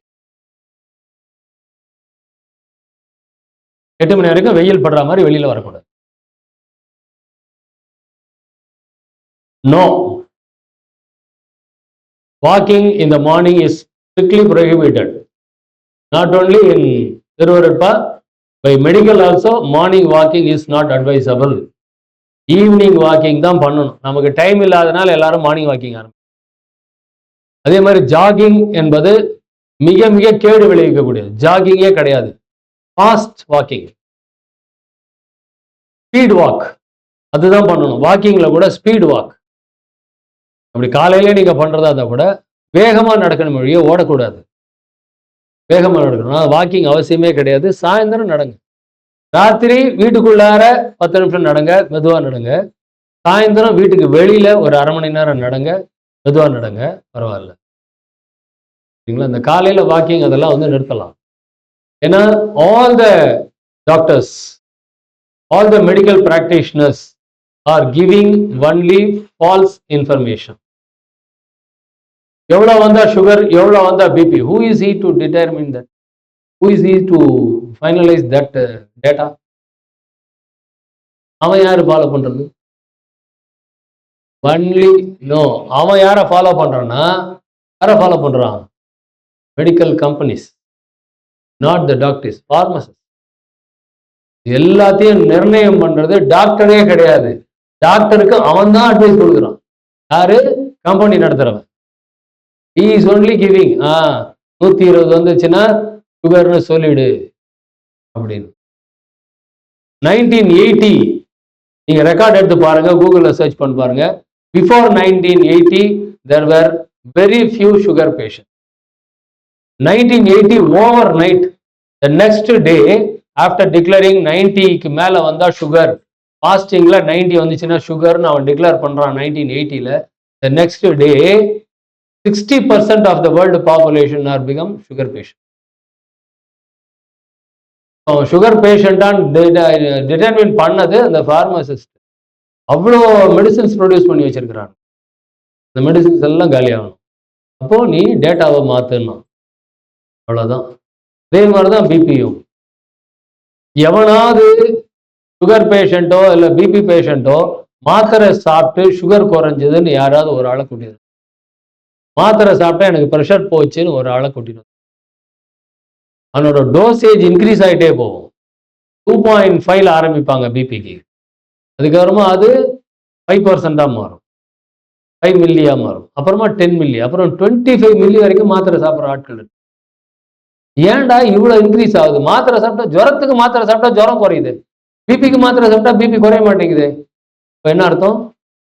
there is no medicine for BP, lifetime சாப்பிடணும்ட்டான். there is no cure for BP, no cure for sugar, you have to take it for lifetime. it is not at all a disease. அப்புறம் எப்படி அது cure ஆகும்? if it is a disease அது வந்து cure ஆகும். it is a என்ன அப்படி அடிச்சு சாப்பிட்றான்னு, சரிங்களா? எனக்கு இப்ப கடகடான்னு ஓடி போயிட்டு ஓடி வாங்க, பிபி ஏறுமா ஏறாதா? ஏறும் தானே. இப்ப பிபி ஏறிடுச்சுன்னு அர்த்தமா? இல்ல. According to the need pressure rises. According to the need, நம்ம உடம்புக்கு ஏற்ற மாதிரி ப்ரெஷர் ரைஸ் ஆகுது. வேகமா ஓடுறேன், வேகமா பேசுறேன், வேகமா நடக்கிறேன் அப்படின்னா உடனே ப்ரெஷர் ரைஸ் ஆகுது. எதுக்கு? To compensate the body, to save the body, pressure getting increased. உடனே எனக்கு ப்ரெஷர் இருக்குதுன்னு டிக்ளேர் பண்ணிட்டா எப்படி? இந்த மாதிரி தான் சுகர் ஏன் ஏறுது? என் உடம்புக்கு அது தேவை. தேவையில்லாத சுகரை வெளியே தள்ளுது. உடனே அவன் வெளியே தள்ளுற சுகரை எடுத்து பார்த்துட்டு சுகர் இருக்குதுங்கிறான். நம்ம ரத்தம் அடிபட்டுச்சுன்னா முதல்ல ரத்தம் வெளியே வருது தெரியுமா? அது எல்லாமே கெட்ட ரத்தம். அடிப்பட்டதுனால டேமேஜ் ஆன ரத்தம் தான் வெளியே வருது. கொஞ்ச நேரத்தில் ரத்தம் நின்று போயிடுது இல்ல? ஏன் நின்று போகுது? வந்துகிட்டே இருக்க வேண்டியது தானே. ஏன் நிக்குது? நீங்க எதுவுமே பண்ணலன்னா கூட ஏன் நிக்குது? டேமேஜ் ஆன ரத்தம் தான் வெளியே வருது. நல்ல ரத்தம் வரும்போது ஆட்டோமேட்டிக்கா அது உறைவுத்தன்மை ஏற்படுத்தி உறைஞ்சிரும். நல்ல ரத்தம் வெளியே போகவே போகாது. இதெல்லாம் அலோபதியில சொல்லிக் கொடுக்கவே மாட்டான். டேமேஜ் ஆன ரத்தம் மட்டும்தான் வெளியே வரும், நல்ல ரத்தம் வெளியே போகாது. உடம்பு அதை வெளியே அனுப்பாது. உடம்புக்கு அவ்வளோ ஆற்றல் இருக்கு, உடம்புக்கு அவ்வளோ சக்தி. போட்டோம் ஹெவி இன்ஜுரி நீங்களே சொல்றீங்களா, அப்போ ஹெவி டிஸ்சார்ஜ் இருக்கும். அப்போ அந்த டிஸ்சார்ஜ் எங்களுக்கு அக்குபஞ்சர்ல எலும்பு உடஞ்சி ஹாஸ்பிட்டல் போகாம சேர்ந்து வாழ்ந்த ஆட்கள் இருக்கிறாங்க. நாங்கள் அவங்கள காமிக்க கூட காமிப்போம், யூடியூப்ல கூட போட்டு காமிப்போம். எலும்பு உடஞ்சிருச்சு, ஆக்சிடென்ட்ல எலும்பு உடஞ்சிருச்சு, ஹாஸ்பிட்டலுக்கே போகல, அப்படியே வீட்டுக்கு போனா படுத்துக்கிட்டான், ஒரு துணியை வச்சு கட்டு போட்டு, அது அசைவு இருக்கக்கூடாதுங்கிறதுக்காக ஒரு சின்ன துணி. கிட்டத்தட்ட 3 மாசம் பெட் ரிட்டர்ன், எலும்பு சேர்ந்துருச்சு. ஒண்ணுமே இல்லை. ஒரு ஒரு ஷோவே ஒருத்தர் பண்ணினாரு, கத்தி எடுத்துட்டு கீறிக்கிட்டார், கையை கீறிக்கிட்டாரு, பச்சளை எடுத்து அழுத்தினாரு, கீறினதெல்லாம் ஒன்றாயிடுச்சு வித்தின் செகண்ட்ஸ். எலும்பூட்டு தழைன்னு ஒரு தழை இருக்கு, கேள்விப்பட்டிருப்பீங்களான்னு தெரியல. யூடியூப்ல கூகுளில் போய் சர்ச் பண்ணுவோம். எலும்பூட்டி தழை, அது எலும்பை ஒட்டக்கூடியது, எலும்பு ஒட்டி தழை, அது எலும்பூட்டி தழைன்னு போட்டு. எலும்பை, உடைந்த எலும்பை ஒட்டக்கூடிய தழை நம்ம ஊர்ல இருக்கு, நயம்பாடியில் இருக்குது. நாங்க நிறைய வாங்கி ஒட்டி கொடுத்துருக்கோம். நிறைய பேருக்கு ஏர்லைன் கிராக் அப்படிமா, நீ வா அப்படின்னு அவனுக்கு வெறும் 2 வெள்ளை துணி, ஐயாவோட துணி எல்லாம் பழசெல்லாம் எடுத்து வச்சிருப்பேன், அதை கட் பண்ணிடுவேன். கட் பண்ணி அந்த தழையை அரைச்சி அவனுக்கு போட்டு நல்லா டைட்டாக கட்டு போட்டு அனுப்பிச்சி விட்டுருவோம். தேவைப்படும். அந்த கையை பயன்படுத்தாத, 1 வாரம் 10 நாள் அந்த கையை பயன்படுத்தக்கூடாது, அப்படியே இருக்கணும். இங்க உடஞ்சு போச்சுன்னா நம்ம பாட்டுக்கு இப்படி ஆக்ஷன் மூவ்மெண்ட் கொடுத்துட்டு இருந்தா எப்படி சேரும் அது? டாக்டர் என்ன பண்றான், எல்லாத்தையும் வச்சு கட்டு போட்டு தான் அனுப்புறான். அவன் கட்டு போட்ட மட்டும் வச்சுப்பாங்க, நம்ம கட்டு போட்டு ஒத்துக்க மாட்டோம். இந்த கண்டிஷன், நீ கட்ட அவுக்க கூடாது, எழுந்து நடமாடக்கூடாது, இந்த கண்டிஷன்ல போட்டு அனுப்புவோம். 3 நாள்ல அவனுக்கு சரியாயிடும். எலும்பூட்டி தழைன்னு ஒன்று இருக்குது அங்க கிராமத்துல காட்டுல, அதை போய் பறிச்சுன்னு வந்து போடுவாங்க. செடி செடி வகைகள் தான். நம்ம குப்பைமேனியோட அருமை நம்ம யாருக்கும் தெரியறதே கிடையாது. அதுவும் இல்லாம நம்ம பக்கத்துல என்ன செடி வளரும் தெரியுமா? நமக்கு எந்த மூலிகை தேவையோ அந்த மூலிகை நம்மளை சுத்தி வளர்ந்துருக்கும். உங்க வீட்டை சுத்தி துளசி மரம் வளர்ந்துருக்குதா, துளசி செடி வளர்ந்துருக்குதுன்னா உங்களுக்கு வீசிங் ப்ராப்ளம் இருக்குதுன்னு அர்த்தம். எடுத்து சரி பண்ணிக்கோன்னு அர்த்தம். குப்பைமேனி உங்க வீட்டை சுத்தி வளருதுன்னா உங்களுக்கு குடல் கழிவு நிறைய இருக்குதுன்னு அர்த்தம். குப்பைமேனி சாறு எடுத்து புழிஞ்சு சாப்பிட்டீங்கன்னா குடல்ல இருக்கிறதெல்லாம் வெளியே வந்து அந்த மாதிரி நமக்கு வேணுங்கிற மூலிகை நீங்க நல்ல பயணத்துல இருந்தா அதை ஞாபகம் வச்சுக்கோங்க. சரிங்களா? நம்ம நல்ல விதத்துல பயணிச்சுட்டு இருந்தோம்னா நமக்கு வேணுங்கிறது நம்மளை சுத்தி இருக்கும், நம்மளை சுத்தி கிடைக்கும். இல்லை நமக்கு கிடைச்சே தீரும். எனக்கு ஏதாவது கிடைக்கணும்னு இருந்ததுன்னா யாராவது வந்து கொடுப்பாங்க, இந்தா வச்சுக்கோ அப்படின்னு கொடுப்பாங்க, நமக்கு கிடைக்கும். அதனால்தான் நல்ல முயற்சியில எப்பயுமே இருக்கணும். சரியா? பேசிட்டே இருக்கணும், வெளியே போகலாம். அந்த வெயில கொஞ்சம் வாங்கணும். சரிங்களா? நன்றி.